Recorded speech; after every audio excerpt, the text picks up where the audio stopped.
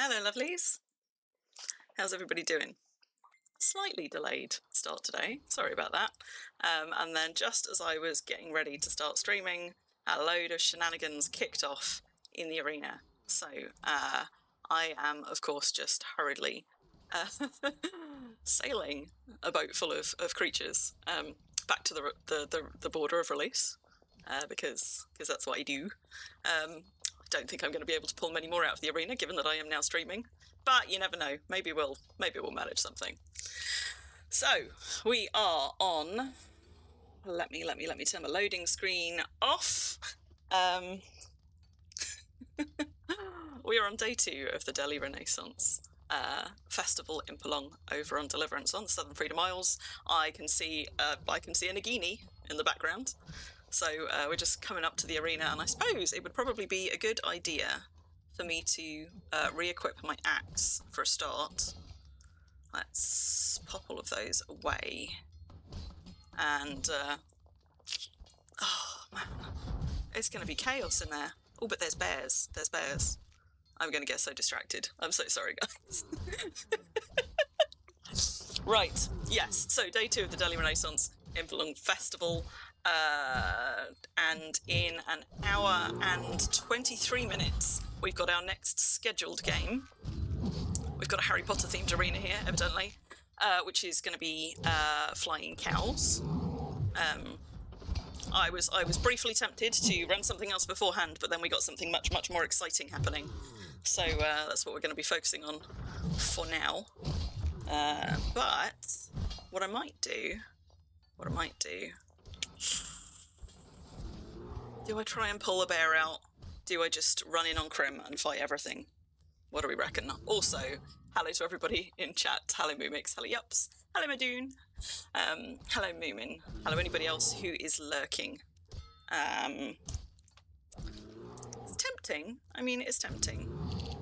What are we? Oh, what she spawned now? Something vicious. You know when things are being spawned in arenas because it's that carving sound, for some reason, has also been associated with with animals being spawned by devs. So anytime you hear that kind of like rapid fire sort of carving knife sound, that is why. Now, I kind of do want to get me a bear, but I don't know if Eshri's just going to get beaten to death first. She is not. So while you look at all of the legs, I'm about to come running by with a very fancy friend. I already pulled a cat out. I was lucky. I managed to do that before before it got properly messy, but there you go. We've got a serious black bear. I've got a Minerva kitty that has just crossed over to release, and I got a moaning turtle as well. That might be it for this arena for me. So if you hear that sound, either somebody's doing a lot of carpentry near you, Madoon, or it's time to run away. Yes. Now, see, now there are hellhounds in there, but really, I've got too many hellhounds already, and I'm painfully short of space for them. And also, we got billywigs too. I do like cave bugs. But I think I might just have to suck it up now and go and fight in the arena. I am going to try one small thing first, though, before I do that. Just in case. Is this black bear that Eshri is leading? It's going to be too hard for her to hand off to Crim. Now, for anybody who's never tried taming and moving a lot of creatures at once, you can only have one creature charmed or tamed at a time. If you put it in a cage, you still cannot tame another because you've got a caged creature tamed. So the only way to take multiple aggressive creatures or creatures that require taming away from an Impalong is to have multiple toons that can have one as a pet at any given time, and then rapidly move them off the server, at which point the tame breaks, even if you then bring them back onto the server. So I'm going to try something here which might go horribly wrong, and I'm just going to unequip my axe to do it, because Eshri is a faux priest, that means that she can charm any animal that I can tame, she can charm, and she does it almost without fail every time. So what I tend to do in arenas is I tend to run Eshri in, get her to charm something, and then have a few toons standing about that she can attempt to hand them off to. But Crim has got some taming. Most of my other toons really don't have very much at all, so I can only generally hand off, like, really little low-level things to some of my other alts. I can sometimes hand off things like bears to Crim, but I think this might go horribly wrong. It is a champion as well, but it is also young, and for anybody that's never tried much in terms of taming, the age of an animal affects how difficult it is to tame, and so does the condition. So champions are that much harder. Greenish ones are still harder as well. Ooh. What is that? What is that? Oh, great, we got rift mobs. Well, now's a good time to not be in the arena for me. So I'm going to attempt to hand off this bear, but it might be about to turn aggressive if my taming isn't high enough and RNG is not in my favour. Now, out of interest, Wurm sounds normally a little bit quiet on stream, but by an arena is very, very loud. So I don't know how it sounds for you guys, but I can turn that down a little bit if it's sounding quite loud for you at the moment and it's drowning me out. Please do say. It's never a good time to be in the arena. It is if you're trying to skill something, Madoon. It's louder than my voice. Right, let's turn that down a little bit for a start. And at the very least, the rift mobs seem to have gone. But I'm just going to load up the stream so I can hear myself for a minute against the arena sounds.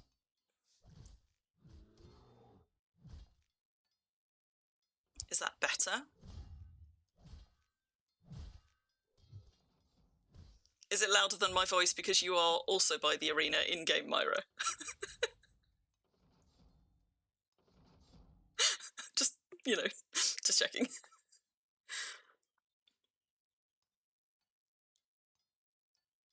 How about if I step a little bit... Woo, how about if I step a little bit closer to the arena? There is most of the fighting. Oh, has everybody stepped out for a minute? How's it now? Oh, that's true. You don't have. Now it's low. Okay, all right. But tell me again if it needs adjusting, because I can do that as we go. So let's just close that again. Right, so back to what I was going to try and do, which was hand off this bear. It might be about to turn aggressive at me. But if it does, then Eshri's going to recharm it. And she will have to be the one to put it in a boat. If she can hand it off successfully, then her tame slot is freed up again, so she can hover around just in case there is one more really good one that I can't miss that gets spawned in the arena. So, watch my event window, because this might be about to go horribly wrong. I did unequip Crim's axe, right? Yes, I did. Good. I don't want to accidentally kill something I'm trying to take home. So to give something away, if you've got a creature tamed, you right-click on a toon, and then there will be a pet option. And under the pet option, you've got give. In order to be able to give something away, the person that you're trying to give it to has to have already typed invitations, /invitations. That's what makes it possible for people to hand their pets off to you. To help Hal Mumix, I don't take dominatable creatures home. I only take charmed ones. But if anybody's sitting around with a bunch of animal taming and you want me to hand off things to you just so I can fill my boats up better, you know, go for it. Right, let's try. So I've already done invitations. Gonna try and hand it off. How might it go? Pet to pet to pet. Oh, hang on. I've got Blaze standing right next to me. Yeah, that is a lot of buffs and debuffs. Hello, Algorithm, how are you doing? I'm just going to move away from Blaze, because if this thing goes aggressive, I don't want it to attack somebody else who does potentially have a weapon. So let's just move it just far enough away. Am I still leading my horse? No, I'm not. Let's move it just far enough away that the first thing it will go for is either Crim or Eshri if this goes badly. And we'll find out. So, let's try. Can hear more things being spawned in the arena. Give. It worked! It worked! Alright, apparently I have enough taming to, this time at least, get myself a black bear. So we're just going to go and stick this in a cage, which means that Eshri now has her slot available again, if there is one more exciting thing there. But what I cannot do really whilst I'm on stream is is go and have alts running back and forth to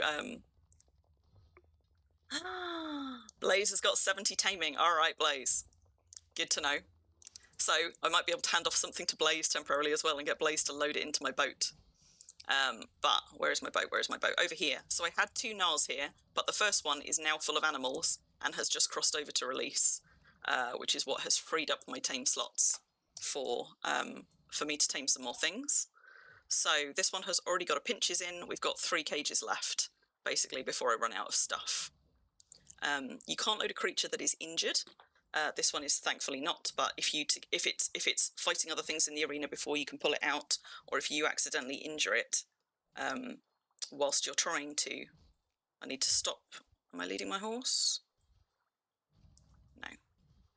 I do need to have my rope activated. If you're ever trying to load something in a cage and you can't work out why you're not, it's probably because you've deactivated your rope. You have to have it activated to load it.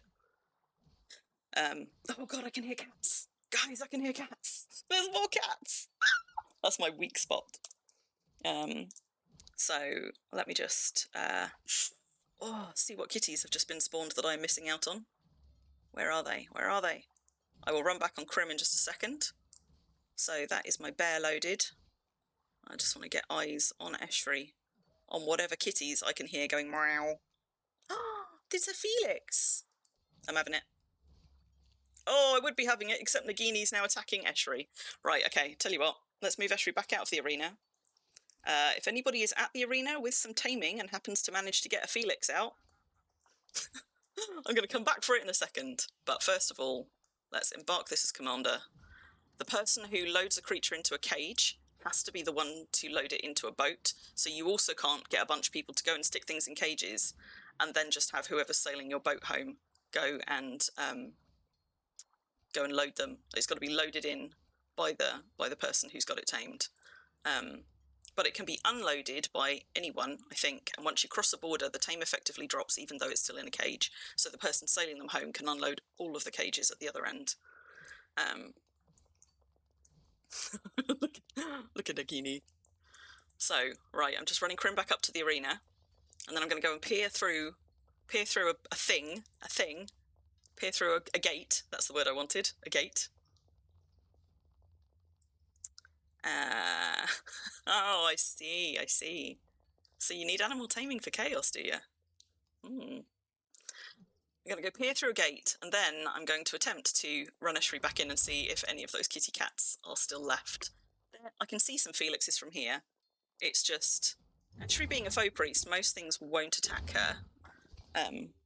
But certain things will, and those things include sea serpents, for one, any kinds of scorpions, trolls, goblins, and there's quite a few things in the arena at the moment that will go for Eshri, which isn't just a problem because she's squishy, although she is, but it's a problem because you cannot lead something whilst you're being attacked, and if I have just tamed something in the arena, I then need to lead it out, because once it's tame, anything that's aggressive towards me will also be aggressive towards it.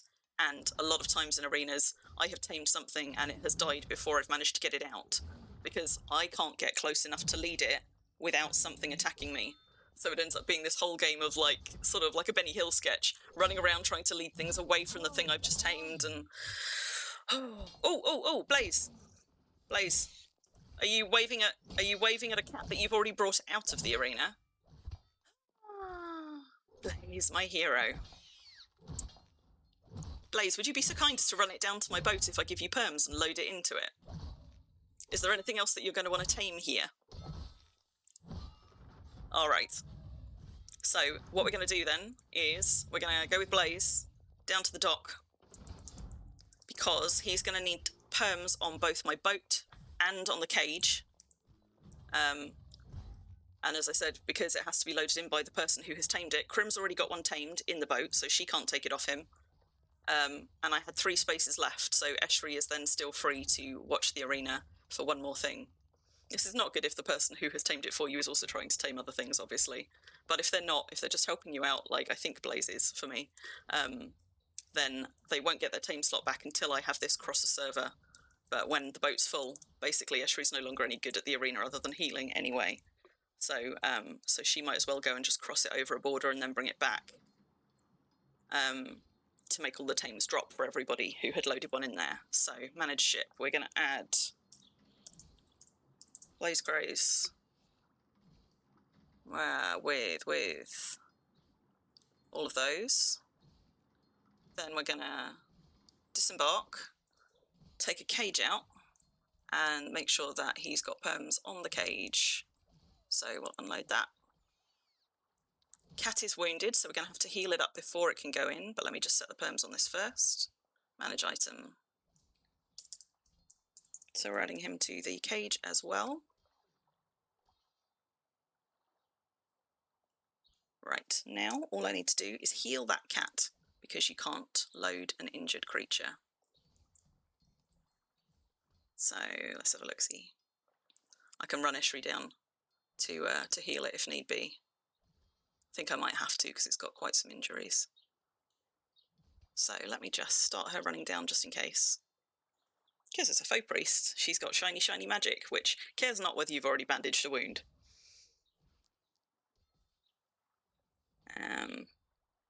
And then Eshri still has 1 slot left, just in case there's something else that I want to take home. I can hear crocodiles in there. She could take home a crocodile.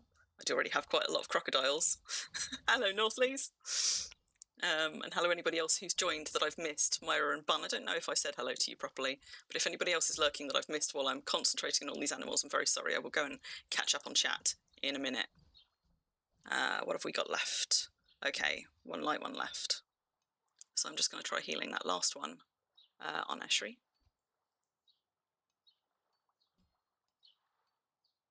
There it goes. Right, Blaze, you should now be able to load it into the cage and then load it into the boat for me. Thank you so much. Whew. Which is good, because I've got a bunch of alts that are premium. One of them is going to run out in like 5 days, and a couple of them are then going to run out in a month. So I've got some care slots that I haven't yet skilled up, but I'm going to care for all of these ones. Because they are sitting there with premium ticking away, and I haven't yet gone and done their shearing grind. What am I missing in local? Oh my goodness. We're still talking about carrots. This was Pomona, if anybody was not sure. Oh, yes, probably is Prox, Blaze, because I took it out of the boat, so let me just move away. Try now.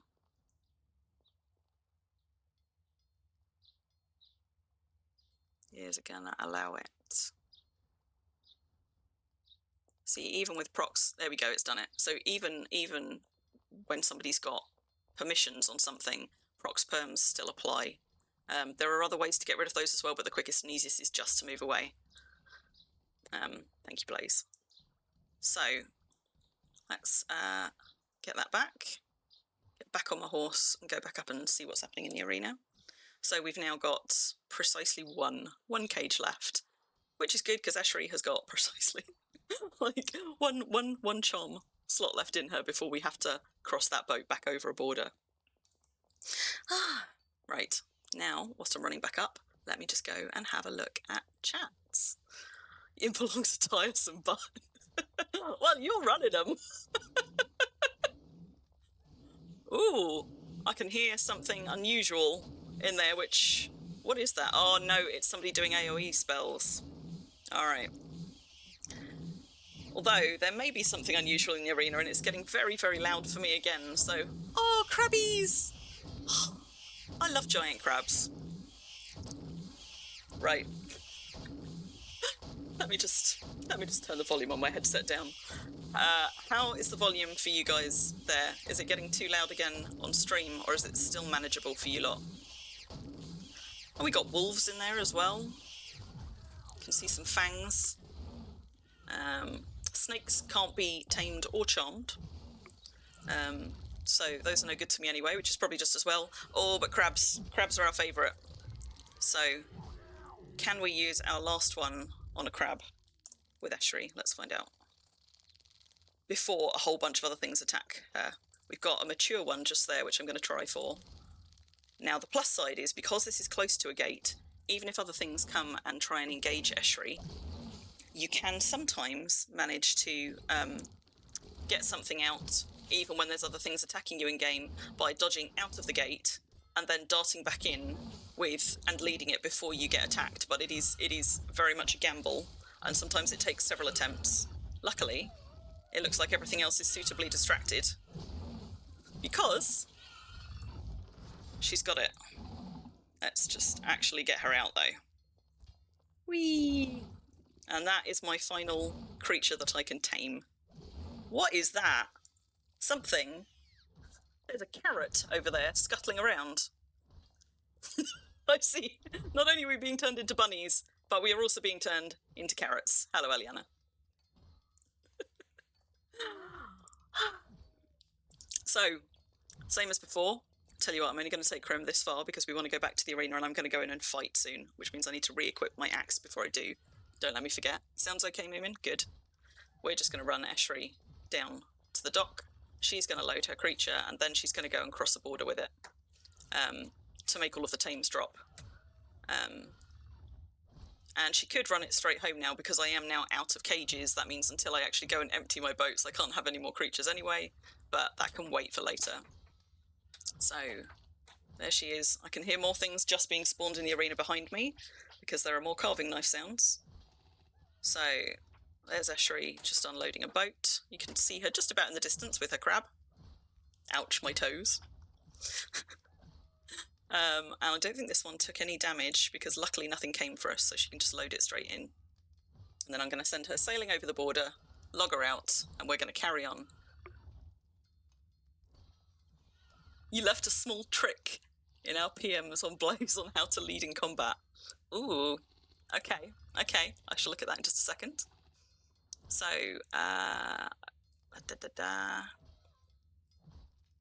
load cargo. And then Eschery's just going to start sailing for a border. So, she plots course to release, turn her around, and then we're going to be back on Crim. So yeah, when I'm in combat on Eschery, normally what I have to do is an awful lot of ducking and diving, sometimes with other toons involved, to try and pull mobs away from her while she's out of the arena, so she can then dart back in and lead it before something engages her. Because as long as you can actually get the lead action off before something attacks you, you're normally okay. Let's just put her up to full speed. But as I say, if you tame something very close to a gate, then the way to do it is often to step back out of the gate, make sure that you no-target whatever was targeting you, and from outside a gate, you can, if you've got a tamed creature inside, you can usually then just dart back in and one-click lead, particularly if you've got it keybound, which will often be faster than whatever was attacking you re-engaging you. But the trouble is, when you're trying to tame quite vulnerable things, it often only takes a couple of hits for them to take out whatever it is you've got tamed. So little things like crabs, cats, dogs, those go down super, super easy. There are more things in this arena that if I had more ships here, or more tame slots, or if I was not streaming, I would be trying to take home.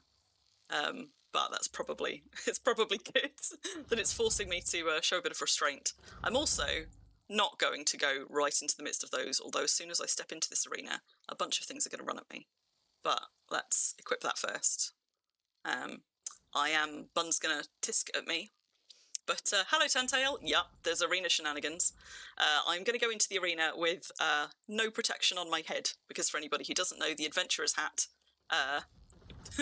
despite the fact that it takes damage when things hit you on your head, it does not give you any protection, which is particularly tricksy when you're fighting things like trolls, which hit your head really hard. However, I had a nice view lined up, and a load of spiders have just come at it, so let's try one of these. A bunch of things are likely to just run at me, though, when I go in, so I think it's going to get very chaotic, very fast. Let's start with Croc. I need a timer, really. How long is Crim going to last in the arena before she has to back out or die? Let's just hope I don't lag. So I've got at least 4 things engaging me right now, including a whole bunch of goblins. And even though goblins don't hit hard, where this gets really tricky is when the numbers are against you. Because multiple things attacking me will keep interrupting my attacks and my stance changes and stuff like that, which is how it can get quite so deadly so fast. And look, in fact, there's enough now attacking me that this might be about to go all horribly wrong. Like, you can see how slowly that croc's going down. I'm just not hitting it that often because I keep getting interrupted. Might be time to back out.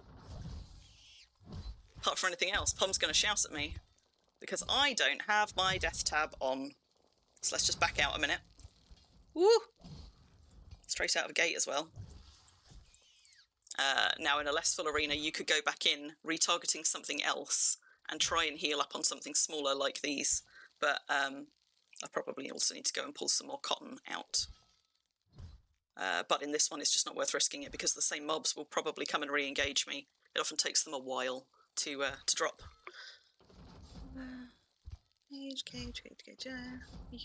Utilize the action queue. Oh, Blaze. Okay, so Blaze has given me something to try the next time I'm doing this, maybe not on stream. The action queue, it appears, will make it possible to queue up a lead. So when something's already attacking you, although you can't lead it till you're done attacking, what Blaze is saying is if I go into the arena and do the right-click lead action on something I've tamed, the first action in my queue should be attacking, which I can then cancel to click the lead in before I start attacking or defending again. I think that's what you're saying, Blaze. That's clever. That's clever, and presumably it's only become possible since we had the action queue in place. So that is something to try. Now, how am I doing healing-wise? I've got so many wounds. I'm definitely going to need more cotton, though, and I think there's some in a cart. You use it to pick flowers when things are attacking you, bud. Head protection? No. Right, I think that's our cotton cart. Sometimes you can get a little bit scuppered if the person who loaded the cotton into these carts is close by, as in is fighting in the arena, because then proc perms can kick in, which sometimes causes a little bit of trouble. The easiest way to get around that for anybody else running Impalongs, if that tends to be a problem for you, is to get an alt who's not going to go anywhere near the arena to go and load the cotton in, so that they are not accidentally going to be preventing other players from healing when they're there. But as you can see, we don't have that problem here. You use it to get back mounted for an easier escape. Yeah, and that's a really good point, Tantail, because that's often a thing that kills people. If you're mounted, you don't, even if you've run out of stamina, you've always got a fast route out of battle. But if you're on foot, that's when you tend to be most vulnerable, because obviously having been run out of stamina, that's end game. If things start attacking you, you just can't get away fast enough. You're already slowed because you're injured.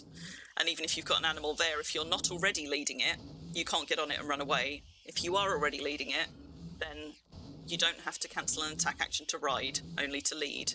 But as Tantail says, you can use that trick, cancelling something out of your action queue, to lead something even when you're in trouble. You've just got to do it in time before you go down. Let's repair up a little bit as well. My chest is still looking pretty injured.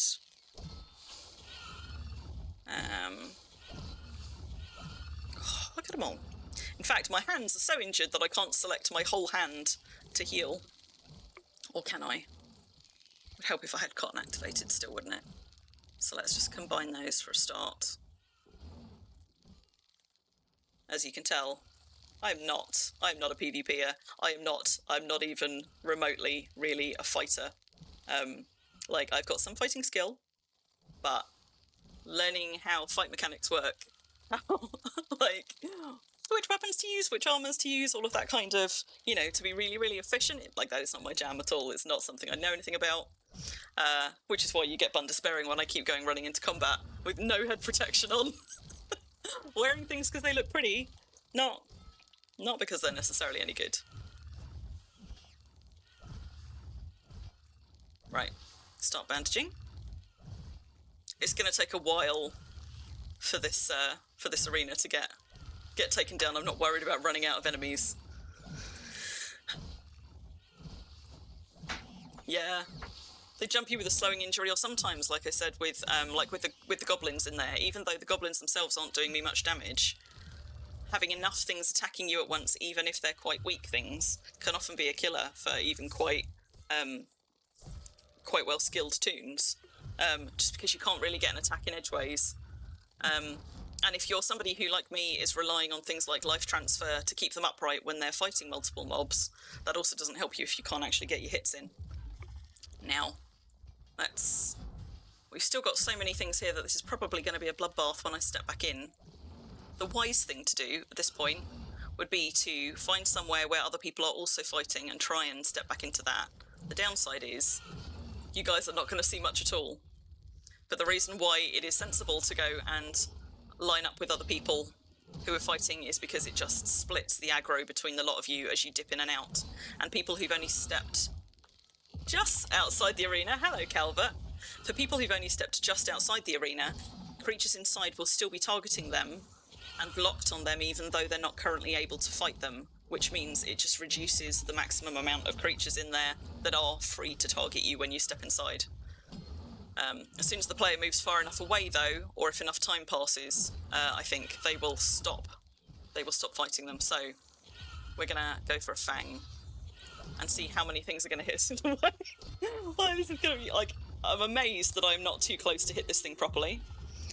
And the only way I'm going to be able to tell, other than watching my combat window, which is going to move far too fast to see how many things are attacking me, is really just by paying attention to how many of these little flashes I'm getting to show me where things are hitting me from different sides. See, I'm not even getting in close enough to be in there long enough to start focusing. That was quite the death rattle. Let's go for a spider. Spiders will go down quite easily. And at this point, mostly what we want to do is actually just clear some stuff out, partly because we can't see anything. But also because, again, we want to reduce the number of things that can target anybody who steps inside the arena. Oh, look at the rate I'm taking damage. What is attacking me from behind? The other thing I will say about going in on a mount is if you don't pivot when you go in, if you just go straight forward, it makes it much, much easier to back straight out and know that you're hitting a gate, instead of turning around, turning your back to things which are about to start hitting you and trying to walk out.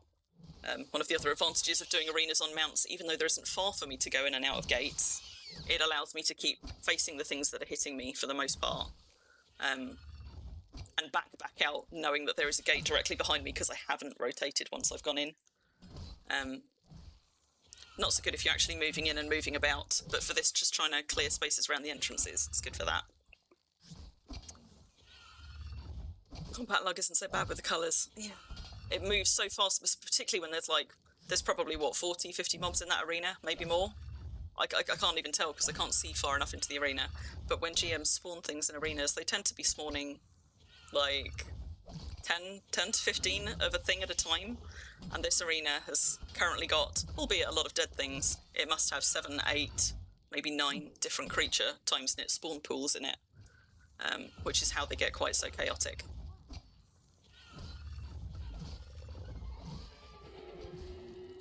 Who's got a spicy? What's a spicy? Don't even know what the spices are. Losing track. God, I can't see a bloody thing. Right. A Julius Squeezer.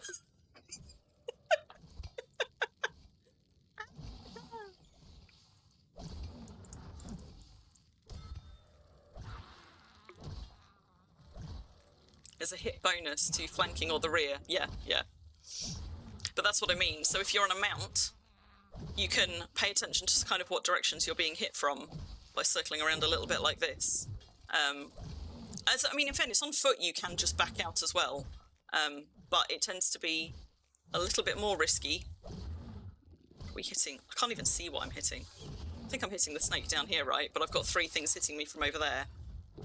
I've forgotten what I was saying now. Yeah, you can still back straight out as a toon, but it's easier to get turned off and find that you're actually just kind of crashing into a gate, because you've not lined up quite right, whereas a mount, you physically have to maneuver to change their direction. Whereas on a toon, all you've got to do is pan a little bit in one direction if you play in first person, and suddenly you're no longer backing out directly towards a gate, and that's got me killed a couple of times. I think we're going to have to move around to another side, where there's a few less things.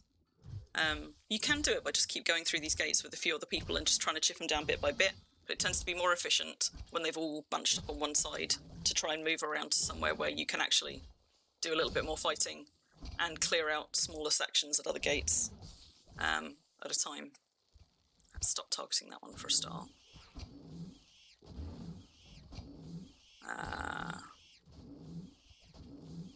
Now, I could sail Eschery straight home, but since she has successfully crossed to another server while I was in all of that chaos, what I'm actually going to do is plot a course and sail her back to Deliverance, because we might need a faux priest for healing, not just for charming, particularly with an arena as full as this. So let's continue first aiding those while I just line her back up with a border. She's good.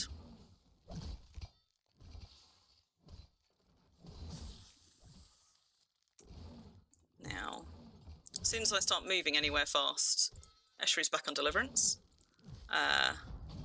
It's going to start cancelling a load of my my heal actions, so I'm just moving far enough to try and get eyes on what's going on in there. Oh, I missed all of the Peter Pettigrews as well. She's crossed a border and been booted out of her boat, so we're just going to put her back in, line her up with the Impalong site, and then let her AFK sail her way right back up to the gates. There we go, she's back on course. Right, let's go and try and find a slightly less full gate. Like this one, maybe. We've got somebody fighting here. Segram's fighting here. We've got a few people fighting here, so let's try and see what we can bring up in here.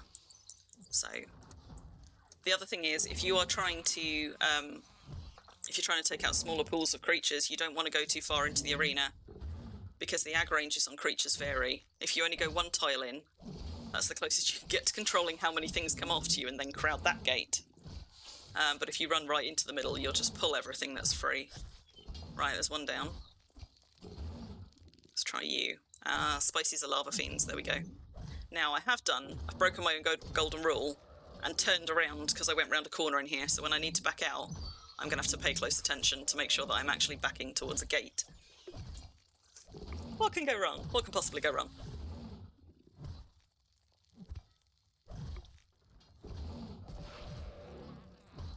Now, where are you hitting me from, little one?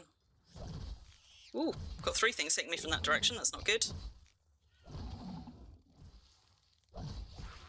Right, although I'm not in danger yet, what I am going to do is just back out and realign, so I make sure I know where I'm going. You know what, I hate killing turtles and I hate killing crabs, and I don't want to... Right, let's go for that one. At least now I'm nicely lined up with a gate. Ooh, thought I just saw a goblin out there. So I can back out, which is just as well, because look at all of those things now hitting me.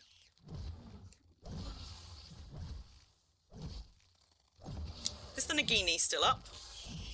Yep. If you realise, by the way, you've got one of those sea monsters targeting you in an arena, and there are still other mobs about, you want to back the hell out. Because those things will hit you so hard while you're being targeted and slowed down by other things, which is partly why they're often left till the end, because you just need to be able to clear out some of the other stuff first before you can have a hope in hell of taking those down.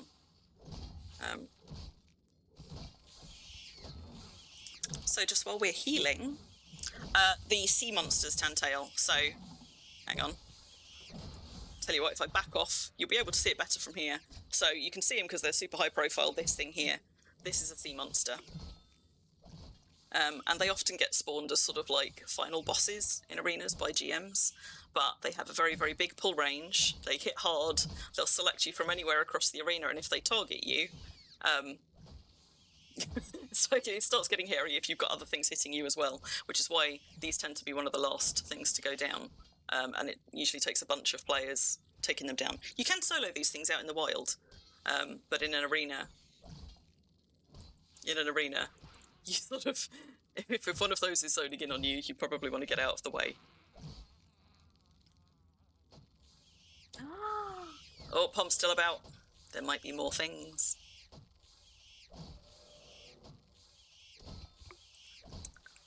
I don't know if that's slander or if she's up to more mischief. Ah! This Nagini is not actually out of the arena, it is just such a big model that when it turns around, half of it is outside, and therefore it appears to be trouble. But it's not, because if I try and do that, you see I'm not getting a hitbox. Someone's just died. Who've we lost? Aliana. Oh no. Oh, and we lost Happy earlier as well.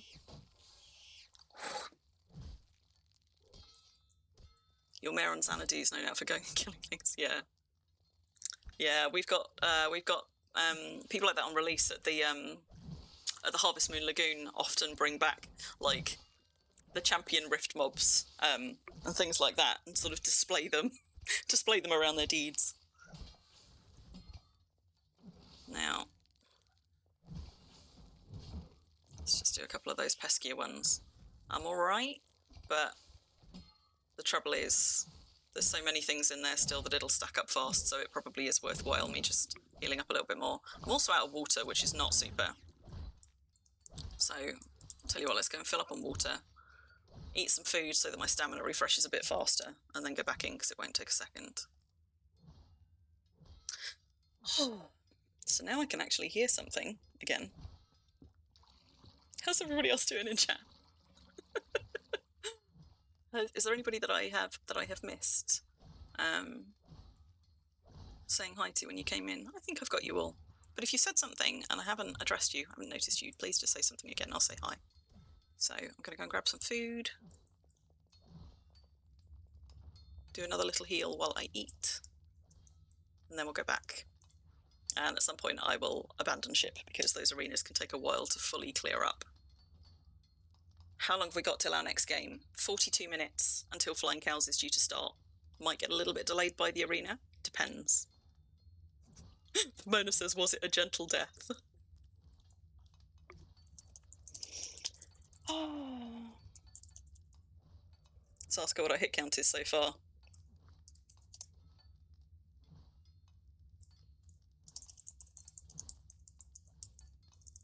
It'd help if I could spell, wouldn't it? So I've eaten. I have pretty much healed. Let's repair these. We'll turn around and we'll go and try and find another route in. I haven't put a tent down or anything either, so if Crim goes down, you get to watch me slightly in trouble. Ooh. Apparently Eshery did such a good AFK sail that she sailed right into the Imping Cave. Don't quite know how she did that. How exciting for her. I'm just going to move her back outside. I couldn't have lined that up if I tried. You're going to have to enjoy your brief time at the top of Flying Cows. Well, I don't know. I mean, PvPers are more likely to have war machine skills. You don't tend to find them on people who are exclusively PvE.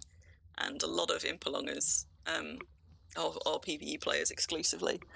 But if the PvP people aren't playing Flying Cows, then I think it's a bit of sort of like an anybody's game, because it's tricky. It's tricky, particularly with those targets to hit. For anybody who saw the stream that Calvert and I were doing, where we were trying to catapult lit pumpkins, carved pumpkins, like I think I was dropping like 10 within a couple of tiles of the catapult, not sending them at all anywhere for the 1 or 2 that I managed to actually launch at the distance I was kind of intending. Right. I've got Eshery back at the arena, so at least if something goes horribly wrong, we've got heals and we've got summons. Just going to give her a refresh as well, because she's also low on stuff. Right, back we go. Calvert, I've got your longsword here, by the way. Whoops, I'm getting stuck on a bit of bridge. There we go.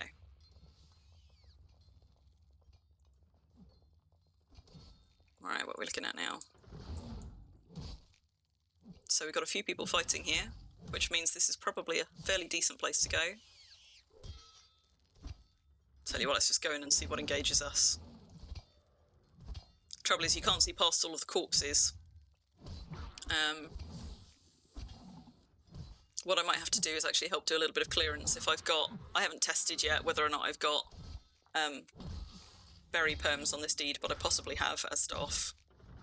So I might be able to help clear out some stuff from the entrances, yeah. But what I don't want to do, Moomix, is just pick them up in my inventory, because that won't get many corpses out of the way. That'll only get 2 or 3. I don't think my alts have the pick up and berry perms, but Crim does. So we can clear out sort of a select few. See at least a little bit more. Particularly for low-lying things like snakes, often even if you start clearing stuff, you can hardly see them, like this one is somewhere down here. Or possibly down here. Doesn't take much for them to get lost in a corpse, though.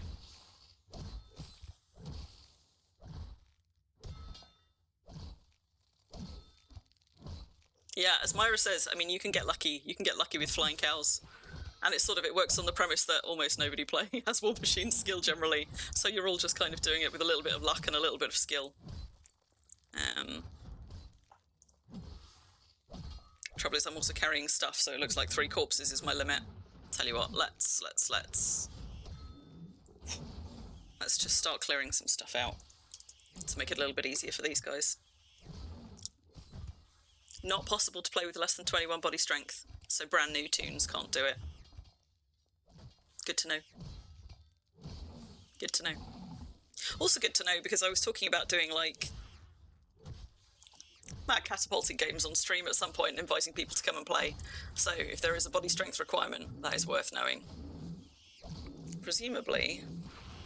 Right, let's have that one, that one, that one. Is it going to let me bury them here?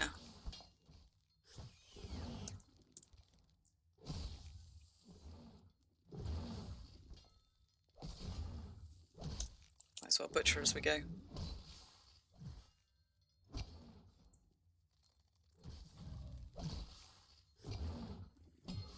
I like Julius Squeezer.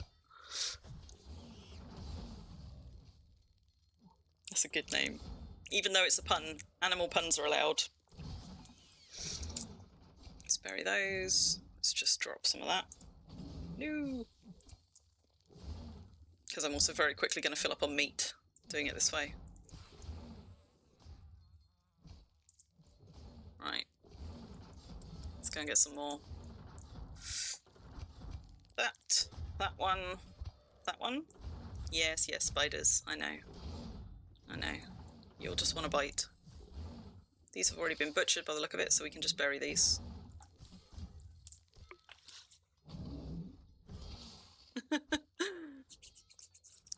Calvert and I are going to be streaming later, so when Calvert's done moving furniture, he and I are going to be streaming this evening. We might kick off at the DRF, but we're going to be doing something to give me a little bit of a break away from the DRF for the bulk of the stream.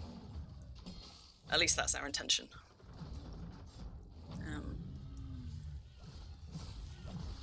Don't know why I came in and immediately selected something, because actually what I'm trying to do is clear space, so let's have one of those. We mean too far away. Let's have that one. Let's have that one. And let's just find a gate back out. So that one's butchered. You probably can't hear it over all of the, come on, brain. Over all of the noise in the arena, but we still have a Ritual of the Sun active on Deliverance. It's active for another 3.5 hours. So if anybody is a mag follower or a mag priest and you haven't come and gotten your sleep bonus, just come hop over the border or step through a portal, also Crim things. You were meant to be off building furniture, Calvert. There is some steel about at the Impalong for Imp's Tantail. We don't put out a whole lot at a time, but there is steel available, so steel tools and items can also get tinked back up here. And in fact, people going and ruining their stuff fighting in the arena is often the cause of the plate and armour smithing and weaponsmithing forges keep getting refilled across the event. Okay, right, let's go and grab some more corpses. The trouble is, as fast as I clear them, more of them are stacking up. Let's go out over here. So one of those has been butchered already. But we'll butcher that one for the skills. Because sometimes I do actually remember to do things for the skills, which is very unlike me, I know. And then we're going to bury them all.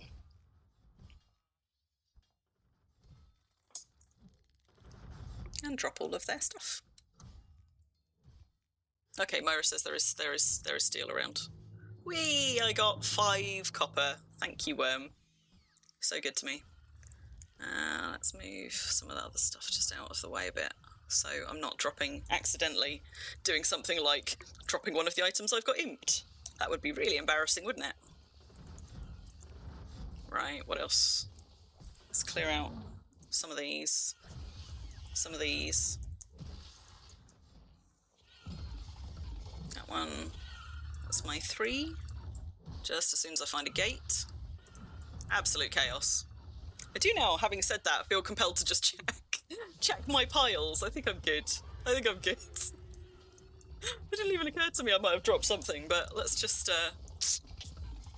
like, for example, Calvert's Supreme Longsword. We definitely don't want to drop that, so let's just move that out of the way.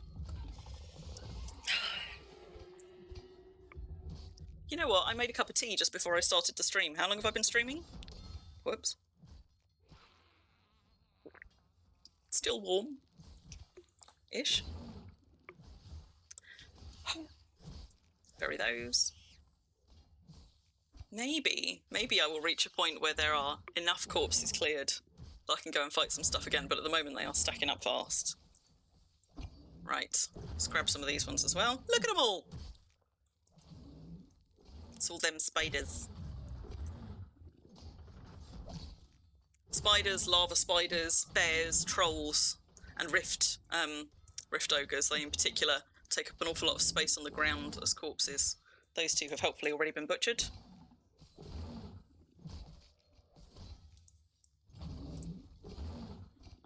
The only thing you've got to be careful of when you're fighting in arena... Well, I mean, there's lots of things to be careful of when you're fighting in arenas.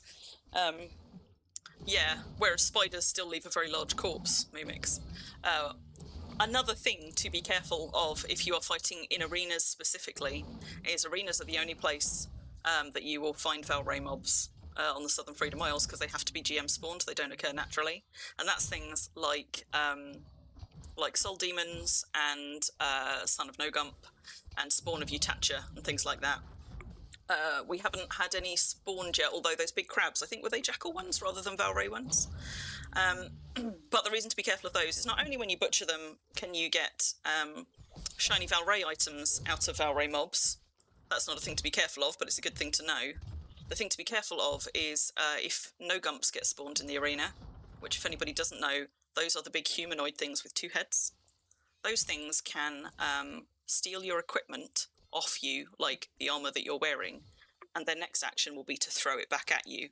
But if they miss, I think it doesn't land back in your inventory, and if they die between taking the equipment off you and throwing it back at you, it means that your equipment is, I think, left on their corpse.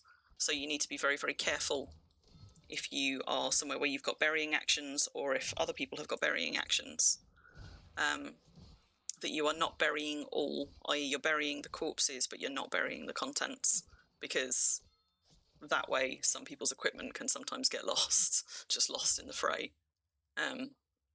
It also means if there are any no gumps in the arena, you need to be paying close attention to, you need to keep this character pane open probably, because when they unequip something and lob it back at you, it will just appear back in your inventory, but that will suddenly mean that a part of you is not armoured, which is also dangerous for obvious reasons. Like my head. Unarmoured like my head, not dangerous for obvious reasons like my head. Pom's still about, causing trouble. She thinks she might be about to get another death. Let's drop that. I spy some more big corpses over here. It is at least starting to look a little bit clearer. Oh god, she says, and then turns around and finds 1 billion more spider corpses.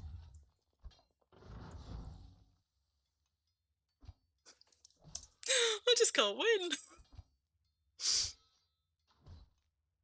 Well, with arenas, like with things like this, what we tend to do anyway, well, or what I tend to do, I can't speak for other staff, I tend to just leave whatever is butchered around, because like, if I find meat left over at the end and I've got a cart or a wagon, which I actually don't at this one, I will take it home, because the wildlife park just uses shitloads of meat. There are people who, for example, if they're training up alchemy nat subs, will just go through thousands and thousands of giblets, like the hearts and things. So those are useful for them. But also, there's a lot of people with high butchering skill who don't particularly give a crap about the meat.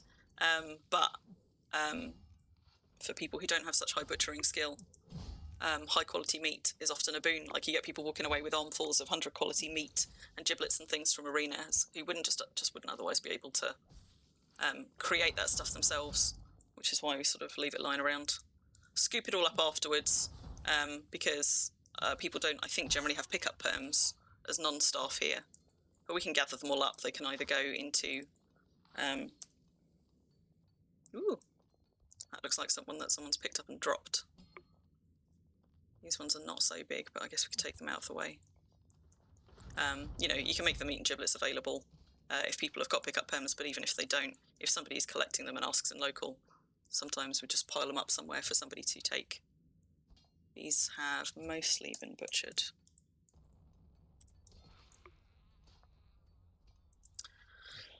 Yeah, so there you go. If you're butchering it yourself, you can pick it up. The trouble is, while the arena's still active, you don't generally want to be picking stuff up off butchered corpses, because that'll start to weigh you down. And if I then go and pick up your stuff and take it outside and drop it, I'm then the last person to have dropped it. But if you're going around eyeballing those piles, being like, I would really like some of that meat, just shout.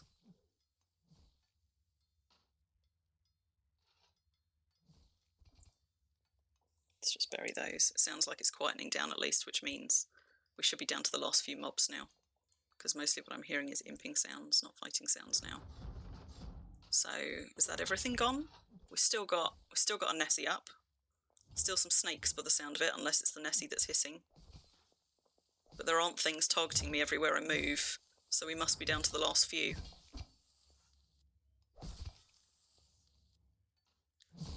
Right, time to fight Nessie, I guess. Probably it's the Nessie that you're hearing hissing.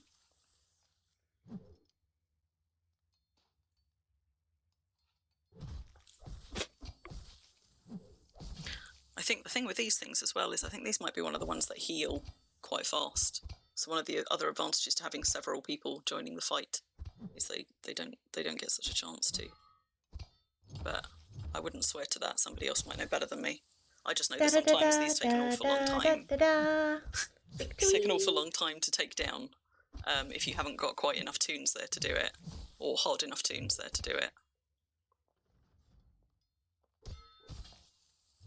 28 minutes until flying cows. Indeed. 26 minutes by my clock, Myra. But then mine is probably also counting the seconds. There we go. He's gone. So now it's just cleanup time. So I'm going to help a little bit with the cleanup, and then I'm going to step away and show you guys some of the stuff before flying cows, which we are going to go and watch on stream. Because I've never actually seen this one played. I know all about it. Actually, I suppose I don't even need to step out of the arena now, do I? I can just do it in here.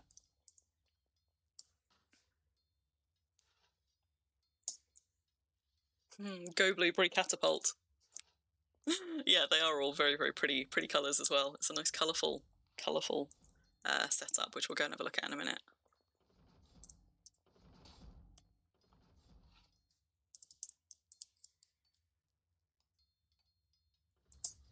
Thankfully, no gumps in this arena, so nobody's equipment should be found just randomly in things inventories as we go and clear them up.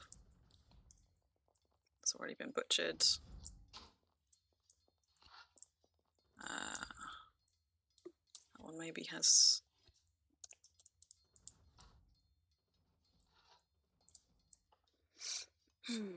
It's so fun. You don't think you'll be back in time to watch.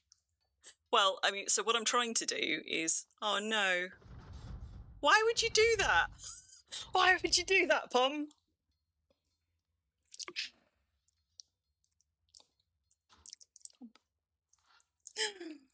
Oh.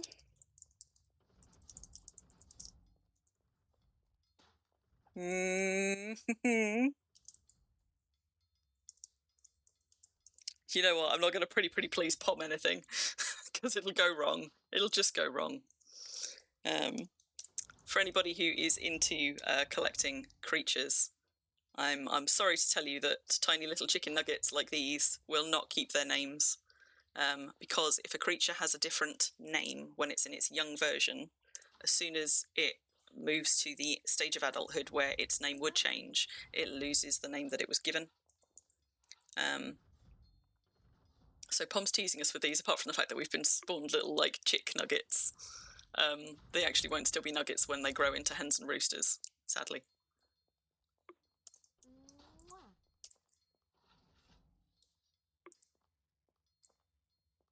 Yeah. Oh, I've got one to bury there as well.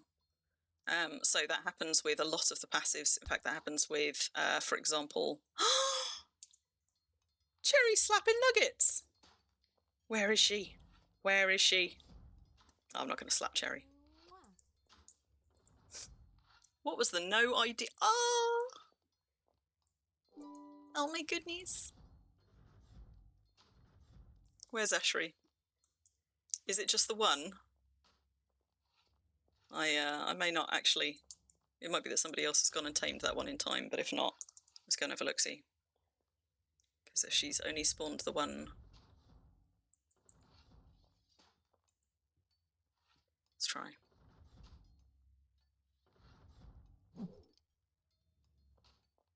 Yeah.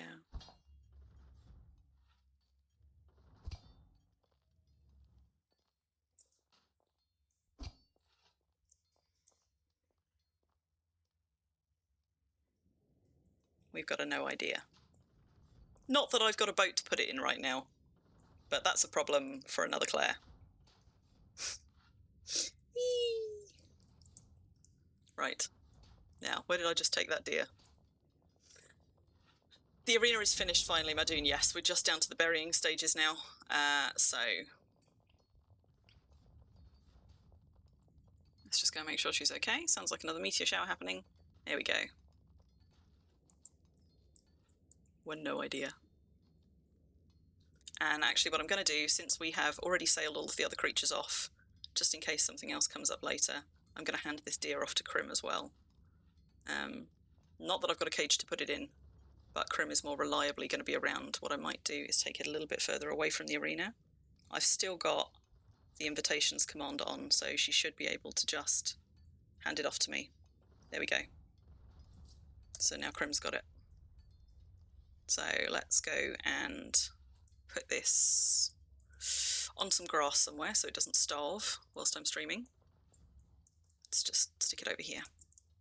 Hopefully it will be far enough from the arena here that if more arena shenanigans happen while I'm not paying attention, just in case any aggressive mobs accidentally get spawned outside the arena, this won't be the first thing that they go for. So that can stay there. Oh, what are we on? What are we on? 21 minutes till Flying Cows, so we've got a little bit of time. Madoon, you're still finding eggs in the museum. There's a lot to find. There's a lot to find.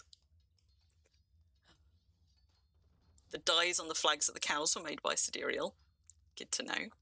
Speaking of which, we went and had a look at it on stream yesterday, but if anybody sees Sidereal in local while I'm around, she's not on at the moment, but I'm going to need to go and hit her up for some emergency dyes, because Bun has started giving out goodie bags at the Impalong as of today. So if you haven't got one, keep an eye out for... I could hear Yups giggling while she was hiding her Easter eggs. If you haven't yet got a goodie bag, keep an eye out in local, because Bun will be periodically announcing when they've got some to give away. But me, I love a cup or a mug or something of that description for any given community event. And I don't think we have any in the goodie bags there are statuettes and pelts and whetstones and things like that in there. So what I said I would do is I would go and knock us up a load of pottery mugs as mementos for the event. But if I can catch Sid when she's online sometime today, I will go and buy a few dies off her quickly so that we can also paint them before we give them away. Often at events like this, we have Red Dragon coming and setting up a bar. Unfortunately, he's had a bit of an emergency back home, so he's not able to show up for this event. And it's sad because we love having Red Dragon around, but instead we will attempt to try and sort of soothe the gap, the space that he leaves behind. I will attempt to do that by making and painting some pottery mugs, filling them with something, so that we have got DRF memento mugs. You got dye from last year. Is that the dye that you were dyeing the coffee pots and things with, Bun? Because if you've got a bunch, I don't need that many. It would just be nice if they were colourful. Okay, cool. Then I don't need to catch Sidereal online, although I probably will at some point on the event because I can't seem to stop buying dyes from her. But there you go. So I have promised I will make, bake, dye, and fill. I don't yet know what with. Some pottery mugs as mementos for the event. They're not going to be ready before tomorrow, but for anybody who is sticking around at least until the weekend, you'll be able to come and grab one of those as well. So, let me just catch up. You need to go find Bun ones. Oh yes, so Bun has released just before, about an hour before I started streaming. Bun has released his Bun was here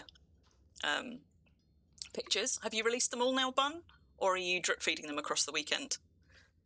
So one of the passive games that you can play while you're here to try and score points is a Bun was here game where Bun's been taking selfies of himself in different places around Deliverance, and if you can identify the place correctly, you can submit it to Bun and maybe get some extra points at the end when it comes to the big point calculation and prize giving ceremony on Sunday. All are released now, Bun says. So there you go. You don't even know what the prizes are, you just feel competitive. There's Bun, is there a publicly available list of things that are free for prizes? We've got a prize display, actually, which I think is it in the hotel or is it in another building, Bun? Because I didn't actually go and look at that on stream yesterday. We were talking about putting it in the hotel. Looks like maybe it is. So there you go. So there's a display here of some, but not all of the prizes, because some of them are not safe to put out on display. So you can come and have a look at some of the stuff here to see some of the things that are available and on offer should you get enough. So we've got a load of smaller things here, and as Myra says, there's also PMK stuff by the tower, which I will go and just have a look at in a minute, so you can sort of peruse some of the available things. But for anybody who doesn't know, unlike other Impalongs where they tend to give out prizes as you go, at the DRF, all of the games that you're playing are for points. And then at the end of it on Sunday, we have a big kind of count up and a prize giving for I think it's the 10 people with the most amount of points at the end of it, which means, you know, even if you're not doing so well in some games or can't play some games, you're still in with a very good shot. If there are others that you're playing, and particularly if you're doing those passive games, those are a really good way to scoop up some extra points and things, even if you can't be around for some of the scheduled ones. What was I doing? I was going to go and look at PMK stuff by the tower, wasn't I? Here we go. This is the Tower of Danger. And here we've got some PMK stuff, which is also in the prize pool. So there you go. Some bits out here too. So we got some Sparta stuff, some hot dog stuff, some panda stuff. That one is Orca Syndicate. All very lovely. Oh, we just got a Zalo. Probably won't be available Sunday, but if you come in with enough points, somebody will try to PM you or contact you on Discord, because not everybody will be able to be there on Sunday. It's nice for as many people to be there as possible, but that doesn't mean that all of your efforts over the weekend are wasted if you can't be around, as long as you are contactable in some other way. It might mean that even if you're higher up the ranking, you don't necessarily get first dibs on prizes, because we need to be able to hand out prizes to as many people that are there as possible. But if we can't get hold of people fairly immediately, even though they're not around at the Impalong at the prize giving, I think what usually happens is we move on to the next one, but we still save them a slot so they can pick a prize when we can get hold of them. but Bun might correct me because it has been a year since we last did one of these. I wasn't on the staff last time, so this is me kind of like broadly saying from memory. I tell you what I am going to do, since we're going to go and watch flying cows but not participate. You may not even come top 10 Tantail, but you don't know till you try. And there are lots and lots of ways to get points and prizes over the weekend. Some scheduled, some not. So what I was going to do was I was going to go and see if I could find some clay. And because I think the pottery station is up here. Here we go. Presumably, if there is clay kicking about, it will be here too. Although, I imagine that's probably metal lumps. Have we got any Creation QL pottery, clay kicking around up here, Bun? It's not going to be in that one. I'm looking for iron lumps. That's fuel.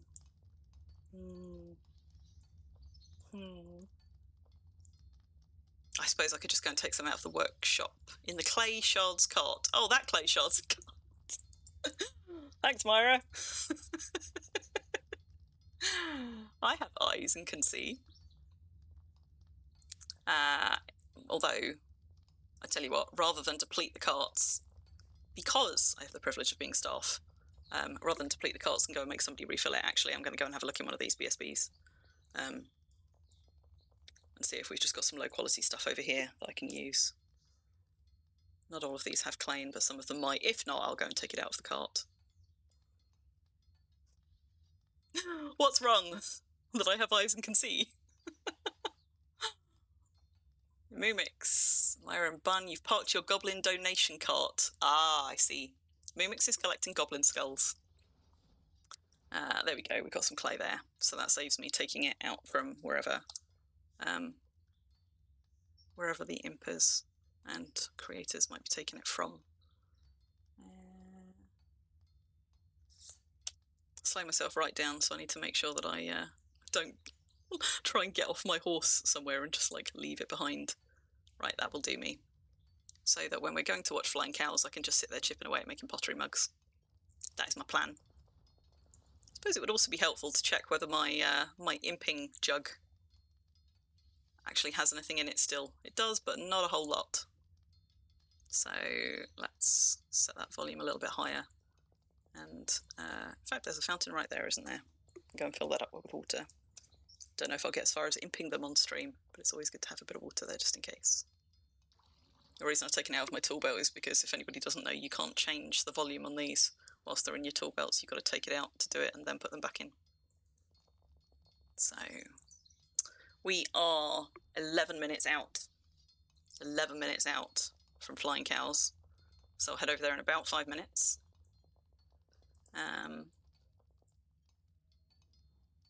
But there was a whole load of preamble which I would normally do at the start of this stream, except we went straight into arena shenanigans, so I didn't. About games that are running across the weekend, links to useful things. Bun! You're highlighting a message for why? What have I missed? What have I missed? What's wrong? What's wrong? Send me a PM on Discord. What's wrong? Yeah. Did you? Oh, I see. Hello, how are you? Yups is already on it. Okay. So, does Yups want help making them, or is Yups good? In which case, hey, Moomix. Where is your cups collection cart, Moomix? Just out of interest. That's alright, Yups is an excellent pottery primper if she's got it. There we go, there's Moomix's Goblin Skulls donation cart. Have we got any Goblin Skulls in these piles, or has somebody already got them for you, Moomix? Tell you what, okay, I'll go and drop that clay back down if Yups has got it covered. I said that I would do that earlier today, so I was just trying to follow through, but Yups is an excellent pottery primper, so you'll get much better cups from her than you do from me. Alright, let's go drop that back. I can go back there for now. Let's put that over in there. And then go back and check the piles. There's a bunch inside the arena, Moomix. Okay. Well, while we're running about waiting for flying cows to start, I will go and see if I can drum you up some more Goblin Skulls. Have you got all of the ones outside of the arena? There are so many piles in here as well. 1. What are you doing with all of these goblin skulls, Mumix? Asking for a friend. Decorating? Creating a skull throne? There's another carrot running around over there. God, they're so... Oh, no, it's not. It's not. It's one of the little nuggets. I so want to take a nugget home. This is why I like passive mobs being spawned at Impalongs. Because they don't have to be tamed, therefore they can just be held by a toon that's sitting around. Don't require me to have care slots, which allows me... It buys me a bit of time to go and free up more cages to take them home. No.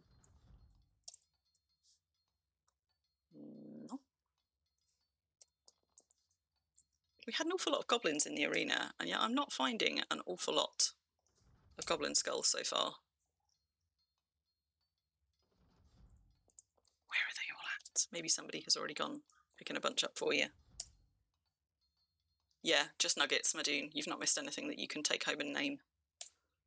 Because the nuggets will grow up. And then they will just be chickens, or just hens, rather, hens and roosters.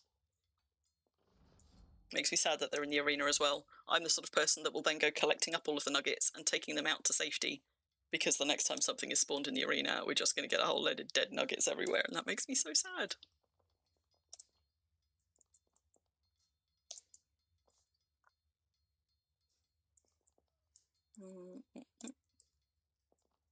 No, not many goblin skulls in here at all, Mumix, but there'll be a few extra to throw in the cart. Which is better than out. We already done these ones?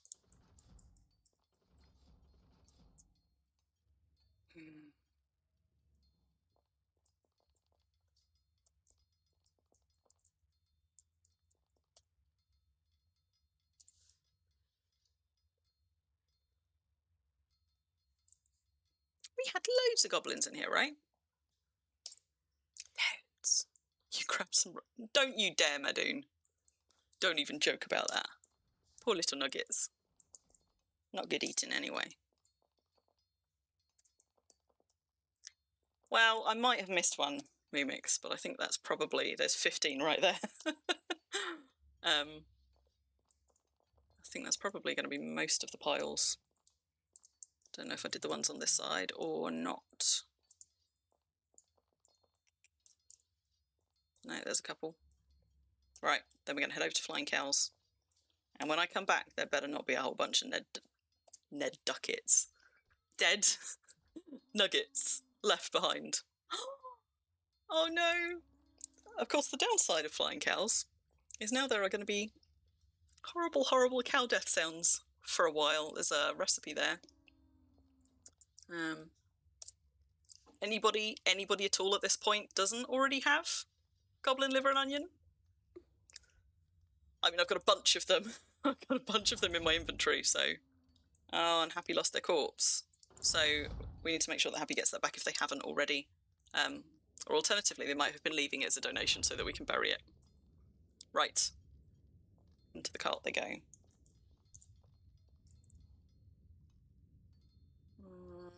Only 22.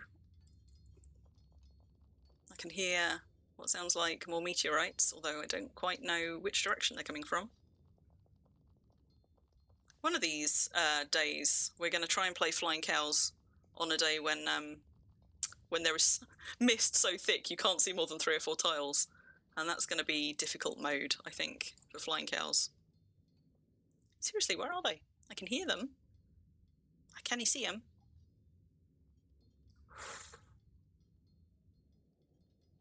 No. No. Apparently I'm just pants at spotting them, or possibly there are trees in the way. Darren, you going around kissing all the nuggets? And they've landed. Right. So Sid's Dye Shop is over here.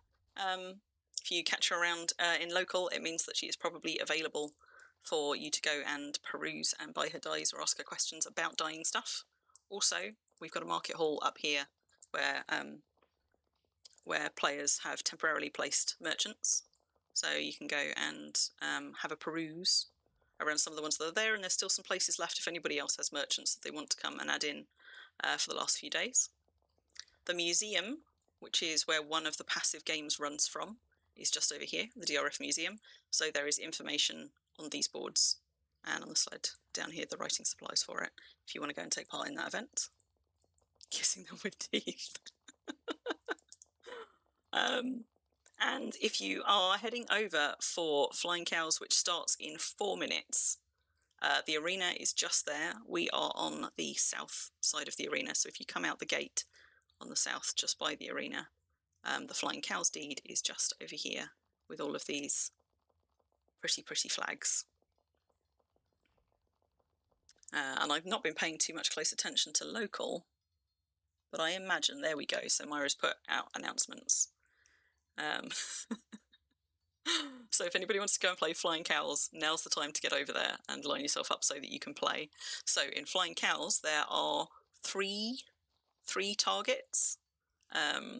You've got the closest one, 250 points, 500 points there, and the furthest target apparently does not even have an actual target, a target in it. Doubly difficult. So what you are trying to do is, as you can see, there are some dead cows. Myra's holding one of them up there. You are loading dead cows into these catapults and attempting to score points by getting them into the targets. Each player who plays gets 3 cows to catapult. Or catapult. I am going to get a viewing spot, Tantail, so you can always go and catch up and see how it went later on the stream. There is a nice viewing space up here. And now that I've dropped my clay, I might actually be able to walk up to it as well. But we've still got some more players making their way over here, so it's going to be just a little while assembling people. Scrounging up some people to play. So the other thing I'm going to do instead, if I don't have clay stuff to make, I'm going to go and see if I can find me some medium quality string. And instead, maybe I shall do some book primping. Nope, that's the maze. Every goddamn time.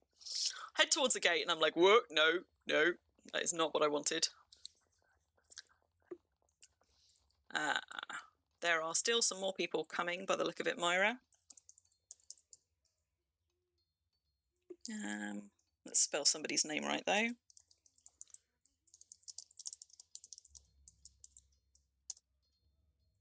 Ooh. Should get Noodle ready. Right, super fast. Hang fire. Let me just grab some string and I'll be right back. So I can watch. Don't fire anything yet, Noodle.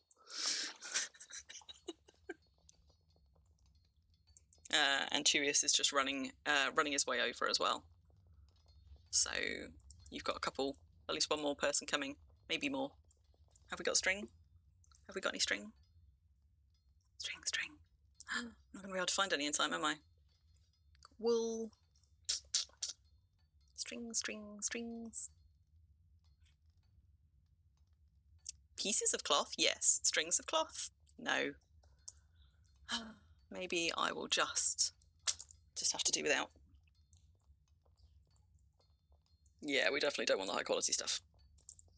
My papyrus making is just not good enough to justify it yet. Right, gonna go back, find myself a seat, so we can watch a nighttime game of Flying Cows. Who's that? Oh, that's Aloe. Just making sure that if there's anybody lost along the way, I can scoop them up as we go. So we go up here, and then we turn this way, and we are back at Flying Cows. Let's close down that, so we've got a nice big viewing platform. Noodle's going for the Thorn Catapult again. Let me just get up to the viewing arena. Viewing stands, the grandstand. There we go. I got my words there in the end. Leave my horse just on the grass just there. Wait for my stamina to come back. I know how to play.